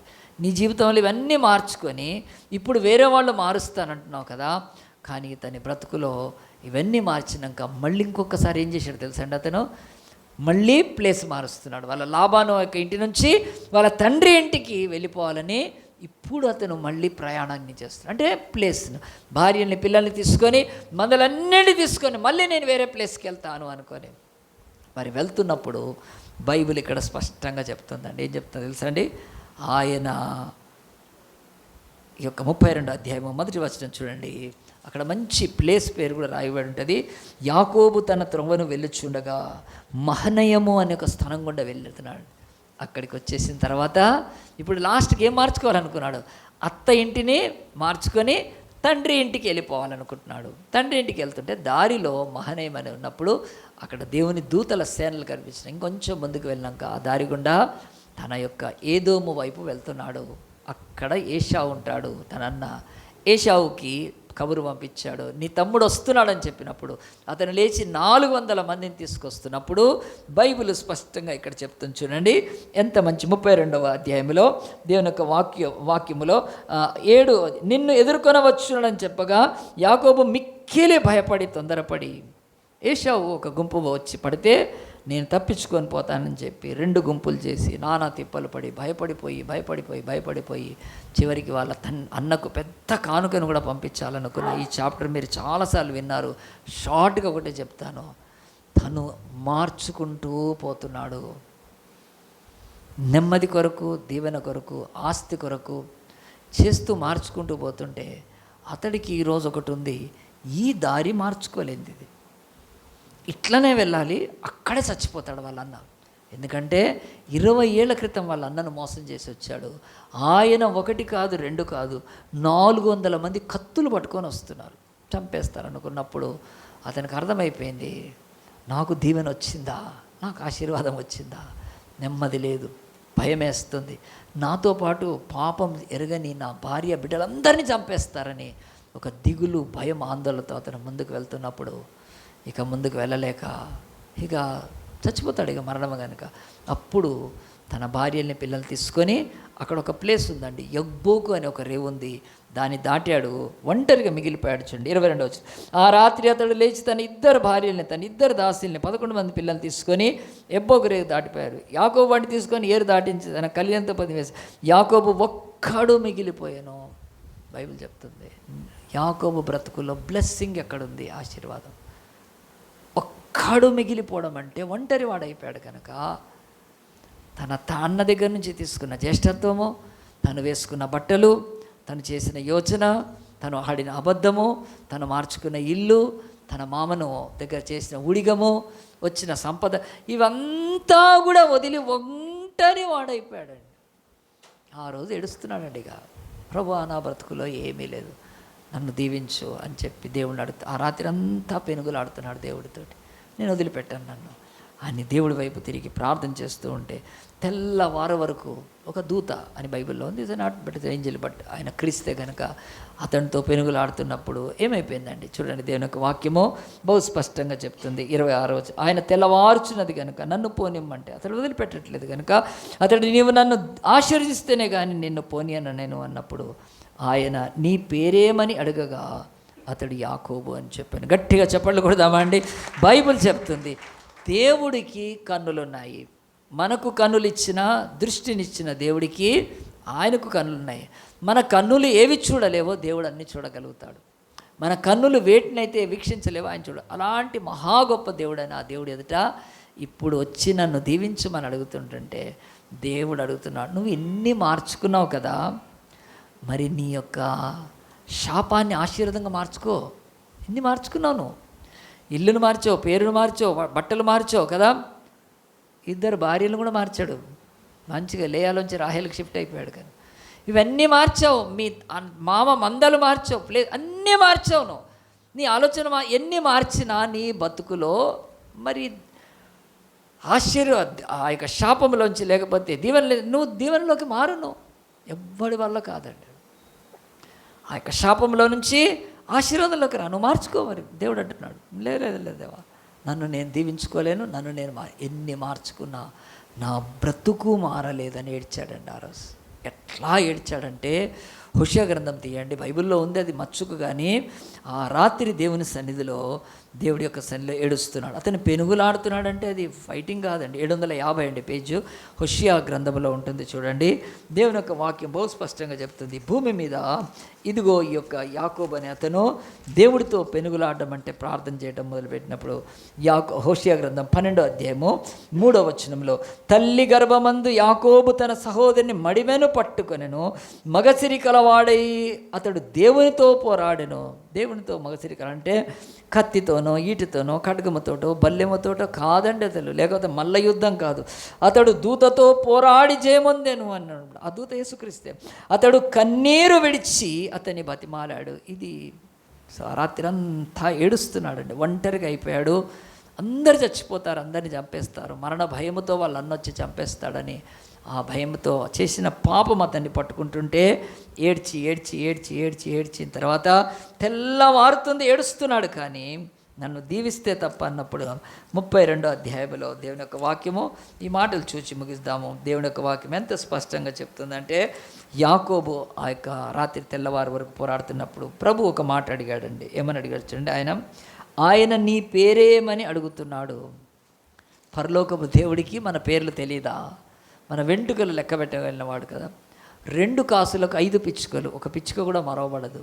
చెట్టు మీద కూర్చున్న జక్కయ్య దిగి రమ్మని చెప్పగలవాడు. భూమిలో అగాధములో ఉన్న దేన్నైనా చూడగలిగిన దేవుడు యాకోబు పేరు తెలియదా? దేవుడికి తెలుసండి. కానీ అతడు ఏమన్నాడంటే, నీ పేరు నాకు చెప్పు అంటే అక్కడ మీనింగు, నీ బ్రతుకు నాకు చెప్పు, నీ బ్రతుకు ఎలాంటిదో చెప్పు. నువ్వు మంచోడివేనా? ఎన్ని మార్చుకుంటున్నావు కానీ నీ బతుకు మార్చుకోవట్లేదు అని చెప్పి దేవుడు అతన్ని అన్నప్పుడు అది అర్థం చేసుకున్నాడు. యాకోబు అంటే నేను పాపిని, నేను మోసగాడిని అని పశ్చాత్తాపడ్డాడు దేవుడి దగ్గర. ఓకే, ఇప్పుడు ఇక నేను దీవిస్తాను. ఎందుకో తెలుసా? నీ పాపము నిన్ను పశ్చాత్తాపం నడిపించింది, నీ యొక్క బాధలు నిన్ను పశ్చాత్తాపం నడిపించినాయి, నీ వేదన నిన్ను పశ్చాత్తాపం నడిపించినాయి, నీ యొక్క జీవితంలో ఈ దిగులు, భయము నిన్ను ఇక్కడ దాకా తీసుకొచ్చినాయి. కనుక ఇప్పుడు నువ్వు ఇక పశ్చాత్తాపడ్డావు కనుక నేను ఇశ్రాయేలుగా చేస్తాను, నేను దీవిస్తానన్నాడు. నేను ఎందుకు ఈ మాటలు చెప్తున్నానంటే, ఒక మంచి బైబిల్ చెప్తుంది, మనము ఈ యొక్క జనవరి దాటి ఫిబ్రవరి దాటి దేంట్లోకి వచ్చామో మార్చ్ అంటే మార్చి పాస్ చేస్తారు. ఆ మార్చి కాదు, మనము ఈ మార్చిలో మారాలని దేవుడి ఉద్దేశం. నీ బ్రతుకులో ఎన్ని మారినా, ఏది మారినా, నీ బ్రతుకు మారకపోతే యాకోబు బతికే. ప్రియ దేవుని బిడ్డలారా గుర్తుపెట్టు, దేవుడు ఈ లోకానికి వచ్చి మనుష్యులను మార్చడానికి వచ్చాడు. ఆయన మనుషులను మార్చగలుగుతాడు. కానీ మనుషులందరూ కూడా ఏం చేస్తున్నారు తెలుసా అండి? దేవా మేము మారుతామనుకో, నిన్ను మారుస్తాము. దేవుణ్ణి మార్చేసేసారు ఈరోజు. మంచిగానండి, 2 నిమిషాలు నేను ప్రార్థన చేసేస్తాను.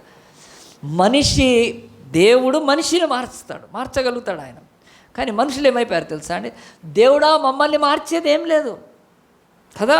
నేను నా జ్యేష్ఠత్వాన్ని మారుస్తా, నా బట్టలు మార్చుకుంటా, నా ఫుడ్ మార్చుకుంటా, నా ఇంటిని మార్చుకుంటా, నా భాషను మార్చుకుంటా, నా పేరును మార్చుకుంటా, నా స్టైల్ మార్చుకుంటా, ఎన్ని చెప్తున్నారు. బట్ మనిషి మారట్లేదు కనుక ఈ మారని మనిషి ఏం చేశాడు తెలుసా అండి? దేవుణ్ణే మార్చడం మొదలుపెట్టాడు. చూస్తారా? రోమీలకు రాసిన పత్రిక ఆ మాటలు చూపించి నేను ప్రార్థన చేస్తాను. ఇక రోమీలకు రాసిన పత్రిక 1వ అధ్యాయంలో 18 నుంచి 23 వరకు ఉంటుంది. ఈ మనుషులు ఎంత దౌర్భాగ్యులైపోయారంటే మనుషులు వారు మారట్లేదు, వాళ్ళు దేవుణ్ణి మార్చి పారేసేసారు. కనుక బైబిల్లో శ్రేష్టమైంది, ముఖ్యంగా విగ్రహారాధనలో కూరుకొని పోయిన వాళ్ళకి ఈ మాటలు బైబిల్ ఇస్తుంది కనుక తీసుకోవాలి మీరు. దేవుని యొక్క వాక్యం ఎంత స్పష్టంగా ఉందంటే రోమీలకు రాసిన పత్రిక 1వ అధ్యాయంలో దేవుడు చెప్తున్నాడు. నేను ఫాస్ట్గా చదువుతాను చూడండి. 18వ వచనం. దుర్నీతి చేత సత్యమును అడ్డగించు మనుషుల యొక్క సమస్త భక్తిహీనత దుర్నీతి మీద దేవుని కోపం పరలోకము నుండి బయలుపరుచుంది. అంటే మారిన వారు, భక్తిహీనులుగా ఉన్నారు, దుర్మార్గులు ఉన్న వారి మీద దేవుడి ఉగ్రత మండుతూనే ఉంటుంది అని చెప్తున్నాడు. ఎందుకనగా దేవుని గురించి తెలియశక్యమైనది అది వారికి విషదమైంది. దేవుడు ఏంటో దేవుడు బయలుపరుచుకున్నాడు. దేవుడు అది వారికి విషదపరిచాడు కూడా, బోధించాడు కూడా. ఆయన అదృశ్య లక్షణాలు, ఆయన ఎప్పుడు కనపడాడు, అదృశ్యంగా ఉంటాడు, అట్నే యాక్సెప్ట్ చేయాలి. అది కూడా అనగా ఆయన నిత్యశక్తియు దేవత్వమును జగదుత్పత్తి మొదలుకొని సృష్టింపబడిన వస్తువులను ఆలోచించడం వలన సూర్యుడిని, చంద్రుడిని, పర్వతాలను ఈ యొక్క అన్ని చూస్తే కూడా మనకు అర్థమవుతుంది సృష్టి ఏంటో. వాళ్ళ తేటపరచబడినాయి కనుక వారు నిరుత్తరులై ఉన్నారు. దేవుడు బయలుపరచలేదు అంటానికి, జవాబు ఇవ్వలేదు అంటానికి వాళ్ళ దగ్గర జవాబు లేదు. మీ దగ్గర జవాబే లేదు, నిరుత్తరులు మీరు, ఉత్తరం లేదు మీ దగ్గర అని అంటాడు. మరియు వారు దేవుణ్ణి ఎరిగియు, దేవుడు ఏంటో, ఆయన శక్తి ఏంటో, ఆయన మహిమ ఏంటో, ఆయన బలం ఏంటో, ఆ యొక్క అదృశ్య లక్షణం ఏంటో ఆయన అన్నీ తెలుసు. అయినను దేవునిగా మహిమపరచలేదు, దేవుని కృతజ్ఞతాస్తుతులు చెల్లింపలేదు. కానీ తమ వాదమునందు వ్యర్థమైరి, వారి అవివేక హృదయం అంధకారం అయిపోయింది. బయట కాదండి, లోపల హృదయం అంధకారం అయిపోయింది. తాము జ్ఞానులమని చెప్పుకొని బుద్ధిహీనులై పనికి మాలిన వాళ్ళు అయిపోయి ఏం చేశారో తెలుసా అండి? దేవుడా మీకు నేను లోబడం, మేము నీ మాట వినము, మేము మా ఇష్టమున్నట్టు బతుకుతాం, మేము ఒకటి ఏం చేస్తాం, నిన్ను మారుస్తాం చూడని చెప్పి వారు అక్షయుడకు దేవుని మహిమను క్షయమైగే మనుషులకు మార్చేశారు. అక్షయుడు అంటే దేవుడు అండి, ఎన్నడూ క్షీణించని వాడు. ఈరోజు టమాటా ఎన్ని రోజులు ఉంటుందండి? ఆలుగడ్డ ఎన్ని రోజులు ఉంటుంది? ఏదో ఒక బస్సు అయిన ఎన్ని రోజులు ఉంటుంది? ఒక ర్యాకెట్ ఎంత గట్టిదైనా సరే అది శిథిలమైపోతుంది. ఆహార పదార్థాలు మనిషి అయినా సరే ఎవడైనా కానీ మొత్తము క్షయమైపోతారు. దేవుడు అన్నాడు, దేవుడు ఎప్పుడు క్షేమకాడు. కానీ దేవుని యొక్క రూపాన్ని ఇప్పుడు ఎట్లా మార్చారు? మేము మారము, నిన్ను మారుస్తామని అక్షయుడొక దేవుణ్ణి క్షయమగే మనుషులకు బాబాలు, భగవాన్లు, వాడు భగవాన్ని కాలు మొక్కుతారండి, వాడు దేవుడని కాలు మొక్కుతారు, పోయి దేవుడిని పూజిస్తారు, దేవుడిని ఆరాధిస్తారు కదా. పుట్టపర్తిలో ఉండి వెళ్ళిపోయాడు కదా దేవుడు మన. అట్లా మనుష్యులను దేవుళ్ళని మొక్కుతారు. ఇవన్నీ కాకపోతే ఒకడు మాలేసుకుంటే వాడు కాళ్ళు మొక్కుతారు. నీచమైన బతికి ఉండొచ్చు. ఆ 40 days కొరకు వేసినప్పుడు పోయి దేవుడు అని మొక్కుతాడు. స్వామి అంటారు. మేము ఎవడి స్వామి అనేది లేదు, ఒకటే స్వామి యేసుప్రభు అంతే. గుర్తుపెట్టుకోండి, దేవుడు అంటున్నాడు మీరు మారండి అంటే మేమేం మారేది లేదు, నిన్ను మారుస్తామని చెప్పి మనుష్యుల యొక్క రూపాలకు దేవుణ్ణి మార్చిపారే మొక్కుతారు. మరి ఈరోజు మరే కనుక అదే గతి పట్టింది. రెండవది చూడండి, పక్షుల యొక్కయు అంటున్నాడు. పక్షులు అంటే ఎగిరే జంతువులు. ఆ యొక్క పక్షుల యొక్క వాటిలో దేవత్వం ఉంటుందని చెప్పి వాటిని మొక్కుతారు కనుక. గరుడ దేవత అని ఇంకేమో ఉండొచ్చు, ఎన్నో ఉన్నాయి, అన్ని దేశాల్లో ఉన్నాయి కనుక అలాగున మొక్కుతారు, మార్చేసేసారు. 4వది చతుష్పాద జంతువులు. చెత్త అంటే 4 కదా, 4 కాళ్ళ జంతువులను ఆవు దేవత కదండి మార్చి పారేశారు. ఇప్పుడు దేవుడు అంటే దేవుడు జగదుత్తి, సూర్యుడు, చంద్రుడు, ఆకాశము, భూమి, ఆత్మ, అగ్ని, వీటన్నిటిలో నుంచి దేవుడిని ఎతికి పొందొచ్చు. కాదు దేవుడు ఎవడొద్దు, ఇది గోరా ఇదే దేవత, పేడ ఇచ్చేదే దేవత, పేడ ప్రేమ కనుకొని చేసి పారేశారు. మేము మారము, మేము జంతువులను దేవుడుగా మార్చేస్తామని దేవుడికి వ్యతిరేకంగా తయారు. కోతి దేవుడు, కోతిని మొక్కు, బైబిల్ చెప్తుంది క్లియర్గా. అందు గురించి బైబిల్ అంటే ఇష్టం లేదు ఒక్కొక్కడికి.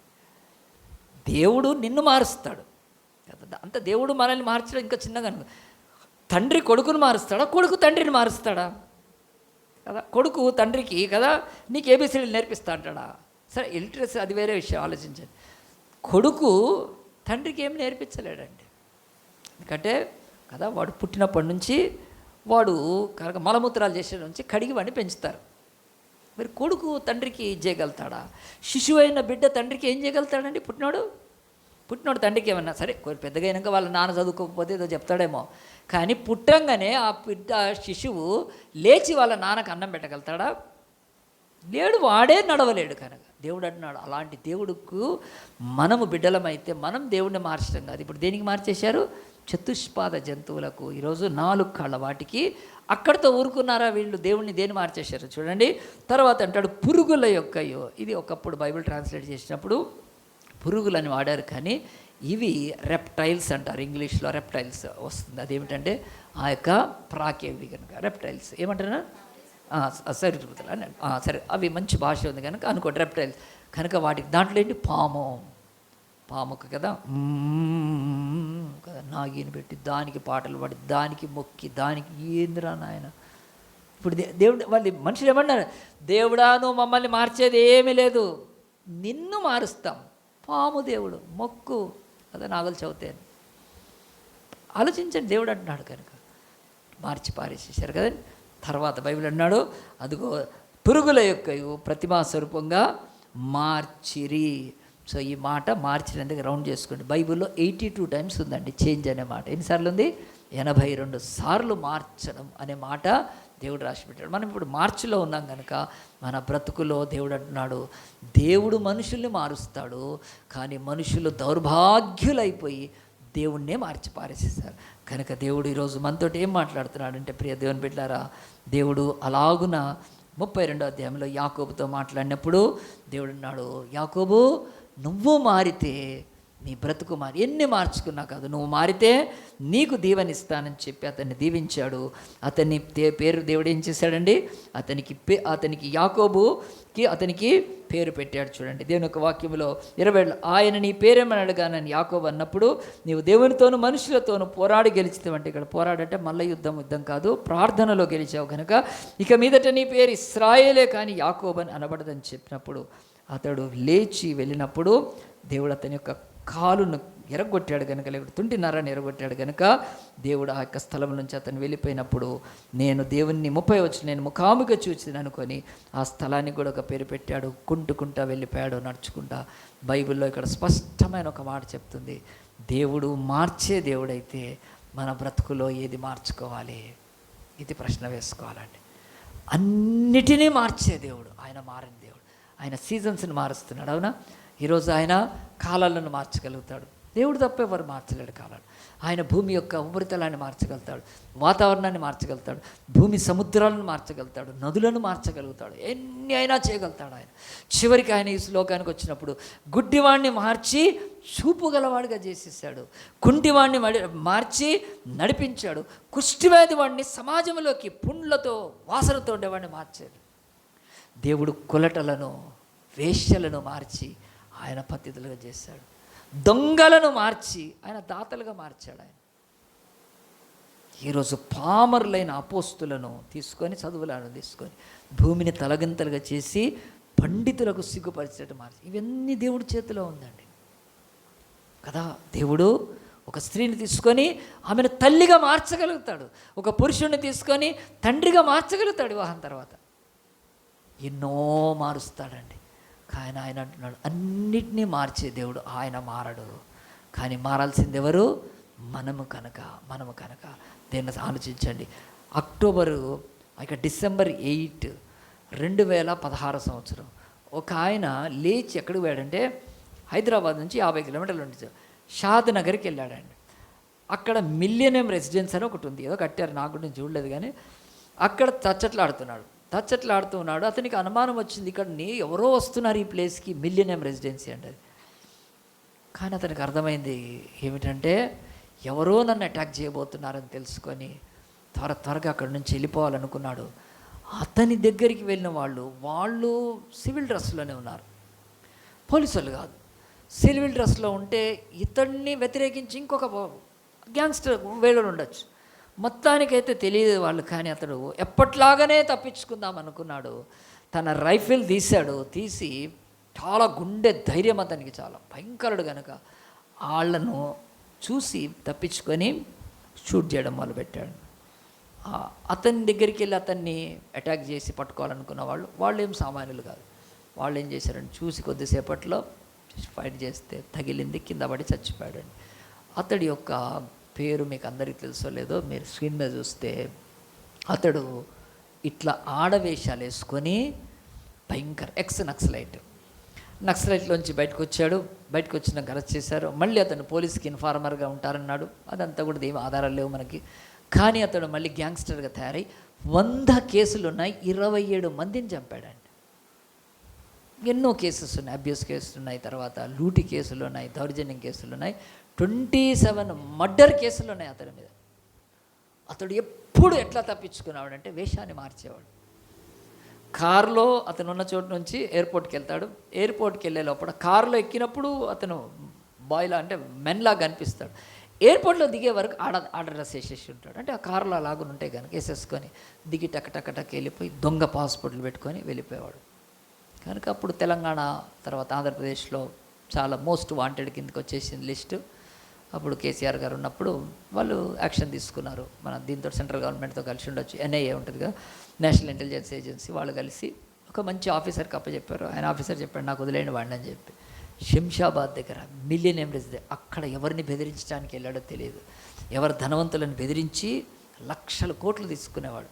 ఆ యొక్క ఎంతోమందిని వాళ్ళని బెదిరించి వాళ్ళ పొలాల పట్టాలన్నీ అతని దగ్గర ఉండే, ఎంతమంది ల్యాండ్స్ కోల్పోయారు. అలాంటి ఒక భయంకరమైన దుర్మార్గుడైన అతని యొక్క బ్రతుకు ఒకరోజు పాయింట్ బ్లాంక్లో కాల్చి చంపారు, చచ్చిపోయారు. నేను ఎందుకు ఇతను తీసుకున్నా అంటే మనుషులు మార్చుకుంటున్నారు, ఎన్నో మార్చుకుంటున్నారు, ఎన్ని మార్చుకుంటారు. ఇల్లు మార్చుకుంటారు, బట్టలు మార్చుకుంటారు, పేరు మార్చుకుంటారు, తర్వాత ఫ్రెండ్స్ని మార్చుకుంటారు, జాబ్స్ మార్చుకుంటారు, ఆ తర్వాత కల్చర్స్ని, లేకపోతే ఇక్కడ నుంచి ఇండియా నుంచి వేరే అట్లా ఆ యొక్క కల్చర్స్ ఎన్నో మార్చుకుంటారు. ఒక్కటే మార్చుకోవట్లేదు, అదేమిటంటే హృదయాన్ని మార్చుకోవట్లేదు. యాకోబు, నీ బతుకు ఈరోజు ఎట్లా ఉంది కనుక నువ్వు మారితే నేను దీవిస్తాను, మారకుండా నేను దీవించలేనని దేవుడు యాకోబుని ఆ రోజు పట్టుకున్నప్పుడు అతడు మారాడండి. మారితే ఈరోజు ఇస్రాయేల్ ఎట్లాంటి ఇస్రాయేల్ అంటే ఈరోజు ప్రపంచంలో ఇస్రాయేల్ కంటే గొప్ప దేశమే లేదు. 3000 సంవత్సరాల నుంచి భూమి మీద ఉన్న ఒకే ఒక దేశము పేరుతో ఉండి కొనసాగుతున్నది ఒక్క ఇజ్రాయేల్ అండి. గట్టిగా చప్పట్లు కొడదామా అందరం? అది దేవుడి రాజ్యం కనుక. దేవుడు ఎవరు అంటే భూమి మీద అన్ని దేశాలు, కొరియా అంటే ఒకటి పేరు కాదు, ఇండియా అంటే ఒకటి పేరు కాదు, అమెరికా అంటే ఒకటి పేరు కాదు, చైనా అంటే ఒకటి పేరు కాదు, కానీ ఇస్రాయేల్ అంటే ఒకతని పేరు, మ్యాన్ ఆఫ్ గాడ్, అబ్రహాం యొక్క ఇస్సాకు కుమారుడు యాకోబు పేరు.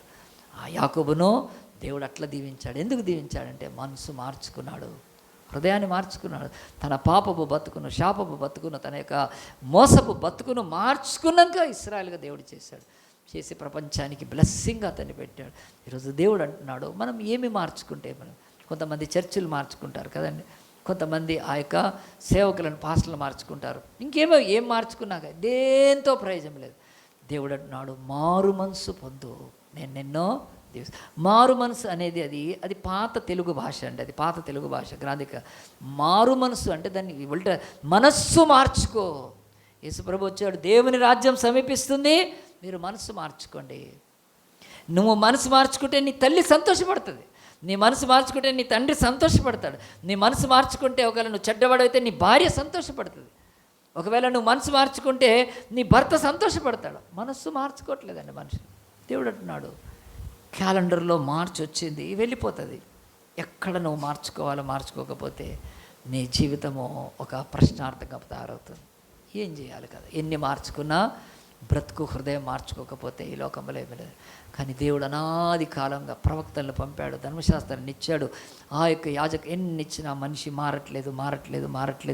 మనిషే దేవుణ్ణి మార్చి కూర్చున్నాడు. ఈరోజు ఆఖరుగా ఆయన ఏమైనా తెలుసా అండి, నేను మనిషిని మార్చడానికి ఈ లోకానికి వెళ్తానే, ఆయన ఈ లోకంలో పుట్టాడు, ఆయన మనిషిగా పుట్టాడు, 30 ఏళ్ళు జీవించాడు, 3 ఏళ్ళు సేవ చేశాడు, అందరినీ మార్చి చూపించాడు, నీళ్లను ద్రాక్షారసంగా మార్చి చూపించాడు, గుడ్డివాడికి బ్యూటిఫుల్ సైట్ ఇచ్చి చూపించాడు, కుష్టివాడిని పుండులతో పురుగులతో పట్టిన వాడిని సమాజంలోకి తీసుకొచ్చి మార్చగలిగాడు. కానీ ఆయన ఒక్కళ్ళని మార్చలేకపోయాడు. శాస్త్రులను, పరిసేలను, హిపోక్రట్స్ని మార్చలేకపోయాడు.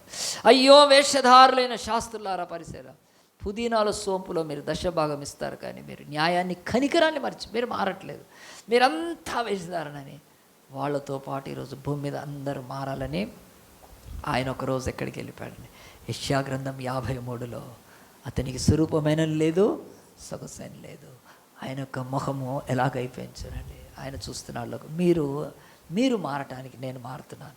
అందరు అనొచ్చు, ఏం మారాలి మీరు? నా సిలువను చూడండి అంటాడు. కానీ మీ చేతులు మారాలి. మీ చేతులు ఎంత దొంగ ఓట్ల దగ్గర నుంచి కదా, చేతులతో భార్యల్ని బెల్టులతో కొట్టే దగ్గర నుంచి, ఈ చేతులతో సిగరెట్లు, ఏమైనా చెత్త అంతా మీ చేతులు మార్చుకోండి బిడ్డ.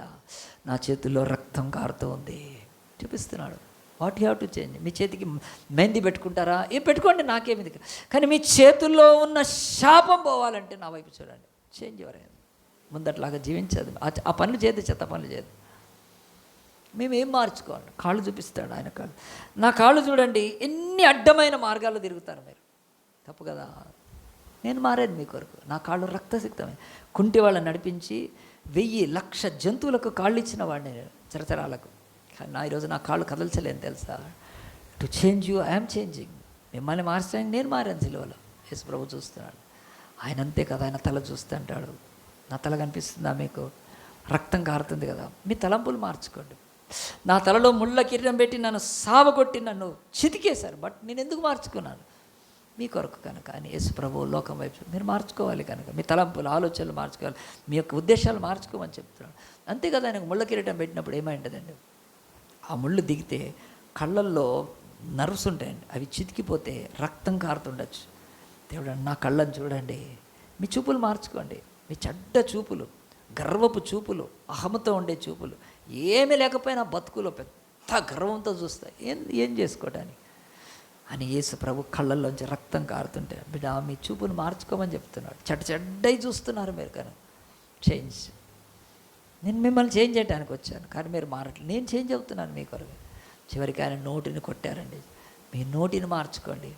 పొగరు మాటలు, అతడు గర్వపు మాటలు, అబద్ధపు మాటలు, ఇచ్చకు మాటలు, బ్యాక్ బైటింగ్ వేరేళ్ళ మీద కదా, తప్పుగా చెప్పడము, సాకులు మార్చుకోండి మీ నోరు.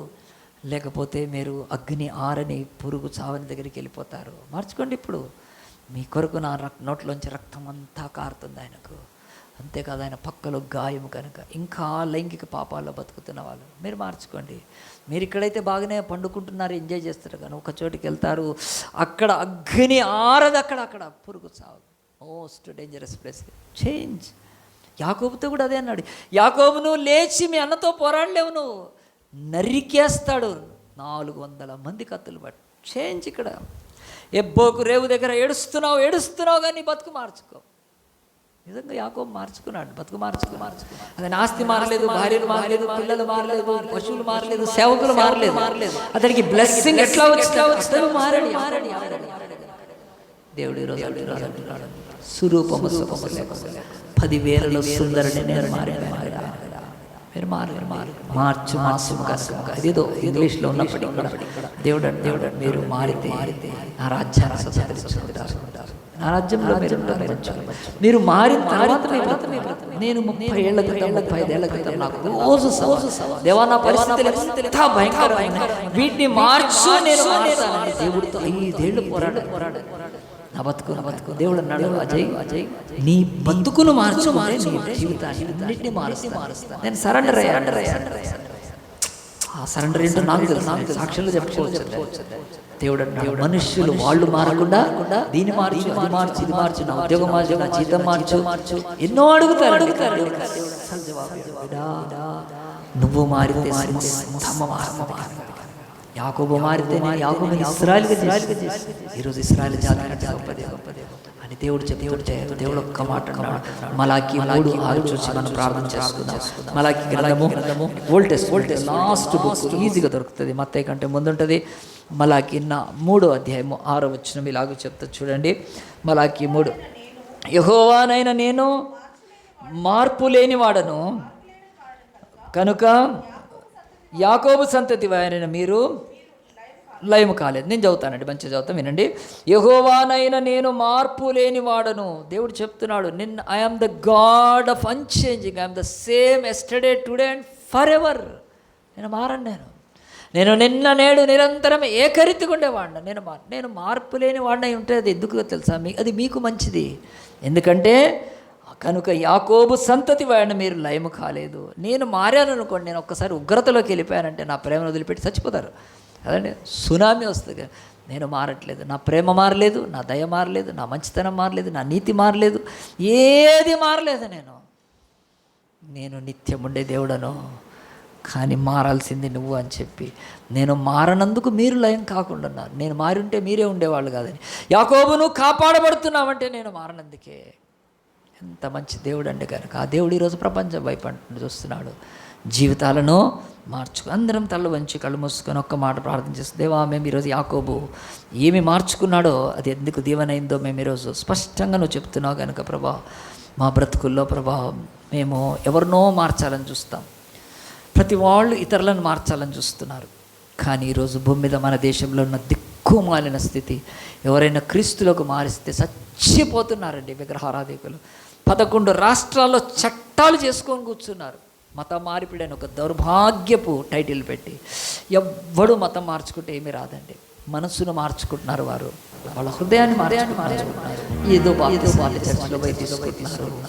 ప్రియ దేవుని ఎట్లారా ఆలోచించి ఈరోజు మన దేశమే ఈ మార్పుకు వ్యతిరేకంగా నిలబడుతుంది. ఈ దేశ ప్రభుత్వమే ఎవ్వడు మారడానికి అట్లా మారచ్చు అని పాస్టర్ ఇంటిని బుల్డోజర్ పాపం శ్రమలను అనుభవిస్తూ సేవకులు ముందుకెళ్తున్నారు తప్ప వెనకెళ్ళట్లేదు కదా. ఈరోజు నీ మతము మారినా, నీ కులము మారినా, నీ భాష నీ ఆచారాలు ఏమీ నీవు మారి మనస్సు నేను ఇక నాకు తెలుస్తుంది నాకు తెలుస్తుంది అబద్ధం ఎందుకు దాన్ని వాళ్ళ మనసులు మార్చుకొని ఈరోజు అనేకులు విగ్రహారాధన వదిలిపెడుతున్నారు. వాళ్ళు గగ్గోలు పెట్టుకొని చట్టాలు చేస్తూ సంఘం మీద పడి దౌర్జన్యాలు చేస్తున్నారు. పర్వాలేదు వాళ్ళు కోతిని ముగ్గుతూ కూడా వాళ్ళ బ్రతుకుల్లో వాళ్ళకి తెలియట్లేదు. మనం వాటి జోలికి వెళ్ళట్లేదు.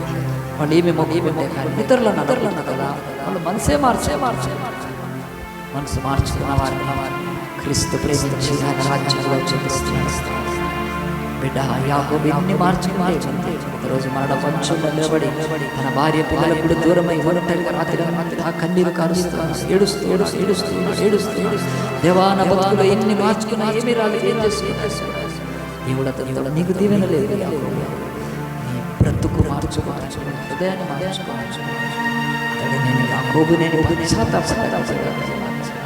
ఈరోజు దేవుడు మనకి ఇచ్చే మెసేజ్ మార్చులో ఇది 31 days మార్చండి, ఎగ్జామ్స్ వస్తాయి, మార్చండి, ఎండలు ఉంటాయి, మార్చండి, చక్కటి టిఫిన్స్ వస్తాయి, పచ్చళ్ళు మార్చండి, ఇంకా హాలిడే ఎన్నో ఉండొచ్చు.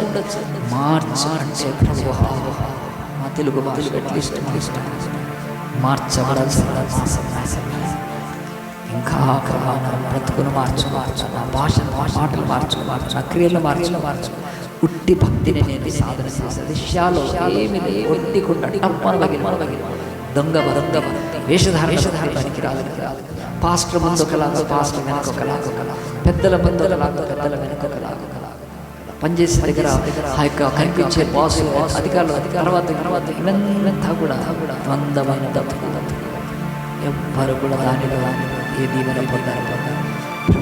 బిడ్డ నిన్ను మార్చడానికి నేను ఇక్కడ దాకా మారాల్సి ఆలోచన. నేను నీతిమంతుడనైతే దొంగల మధ్యలో నా పేరు రాశాను. నేను పరిశుద్ధుడనైతే పాపుల మధ్యలో నేను మంచి కార్యాలు నా మీద ముప్పు వేశాను. నేను ఎవరికి హాని నేను మారి మారి మారి మారి మారి మారి మారి సిలువలో సురూపం సొగసు కోల్పోయాను. నా వైపు బ్రతుకుని మార్చగలుగుతాను. ఏది మార్చుకో, ఎంత దూరం బ్రతుకులో మార్చుకునే శక్తి లేదు కనుక ఆనాడు యాకోబు కూడా సిలువనే చూసుంటాడండి. అయితే హైపోథెటికల్గా చెప్తున్నాను, యాకోబు ఆ రాత్రి మాడినప్పుడు సిలువను చూపించాడేమో. జగత్తు పునాది వైపు వధింపబడిన దేవుని గొర్రె పిల్లలే యాకోబు చూశాడేమో. అయ్యో నా కొడుకు ఎంత బలియాగమవుతున్నావా, నా పాపం నేను వదిలిపెడతాను. ఎప్పుడు అతడి మార్చు నీకు అవకాశం ఇంకెంత కాలం నీ బ్రతుకులో ఏది మార్చి నీ మనసు మార్చు వరకును ఈ యొక్క మాసంలో ఆలోచించు. బైబిల్లో 82 టైమ్స్ దేవుడు నేను మార్పు లేని వాడను కనుకను బతికిపోతున్నాను. నేను మారితే ఉగ్రత, కానీ నేను మారకుండా నా యొక్క శరీరాన్ని, నా యొక్క ప్రాణాన్ని నీ కొరకు మార్చుకున్నాను. నేను సింహాసనం మీద ఉండాల్సిన సిలువకు మార్చుకున్నాను. నేను గాలి మేఘాల మీద నా కాళ్ళల్లో మేకుకు మార్చుకున్నాను. నా చేతులతో విశ్వాన్ని నడిపించడానికి నా చేతుల్లో మార్చుకున్నాను. బిడ్డ ఇక నేను ఆలోచించు. నీకు నేను ఇస్తున్నాను అవకాశం. మార్చుకోవాలి. గొప్పవాడిగా చేస్తాను. పారిపోయేవాడిపోయేవాడు రాడివాడి నీ బ్రతుకులో చేస్తాను. మన హృదయాన్ని సమర్పించుకున్నామా? చిన్న మాట ప్రార్థన చేసి ఇంకా నీ తల్లిదండ్రులను బాధ పెట్టాలి. దయచేసి ఇంకా చుట్టూ ఉన్న వారిని బంధువుని బాధ పెట్టాలి. నీ బిడ్డల్ని మారు అందరి సంతోషం ప్రార్థన. జీవగల దేవా పరిశుద్ధుడా, ఇంకొకసారి యాకోబు జీవితంలో ఎన్ని మార్చిన యొక్క బ్రతుకులో దీవెన లేదు, ఆశీర్వాదం లేదు, నెమ్మది లేదు, సమాధానం లేదు, ధైర్యం లేదు, బిక్కు బిక్కు బిక్కు మణిక్కు సారమైన ఒంటరిగా అవును మానవుడి బ్రతుకు ఎన్ని మార్చి దీవెన ఆశీర్వాదాలు కనుక ప్రభావం మా హృదయాన్ని మనసును మార్చి జయానికి ఇచ్చినప్పుడే మా బ్రతుకు మారుతాయి. అక్కడి నుంచి మా బ్రతుకు గొప్పదంతలుగా పాపము శాపం మోసం అయ్యా బతకకూడదని చెప్పదు. నాకు నీ రక్తం కూడా మాకు మమ్మల్ని మార్చి వాక్యం అందరి హృదయాల ఫలితం చేస్తూ ఈరోజు వాక్యం విన్న బిడ్డ తన బ్రతుకులో ఏమి మార్చుకోవాలో ఎరిగిన వాడిన ఆ బిడ్డ బిడ్డకు సమర్పించాలి. అన్ని నామాల కంటే మా కొరకు స్వరూపము సొగసు వికారమై భయంకరమైన తేజస్సు లేకుండా రక్త సిద్ధమై ఆ యొక్క సిలువలో ప్రాణం పెట్టిన మా కొరకు సంపూర్ణంగా ఆ యొక్క రక్తపు ముద్దగా ప్రాణాన్ని త్యాగం చేసి మా ప్రియ రక్షకుడైన యేసు నామములో ప్రార్థించి వేడుకుంటున్నాము తండ్రి.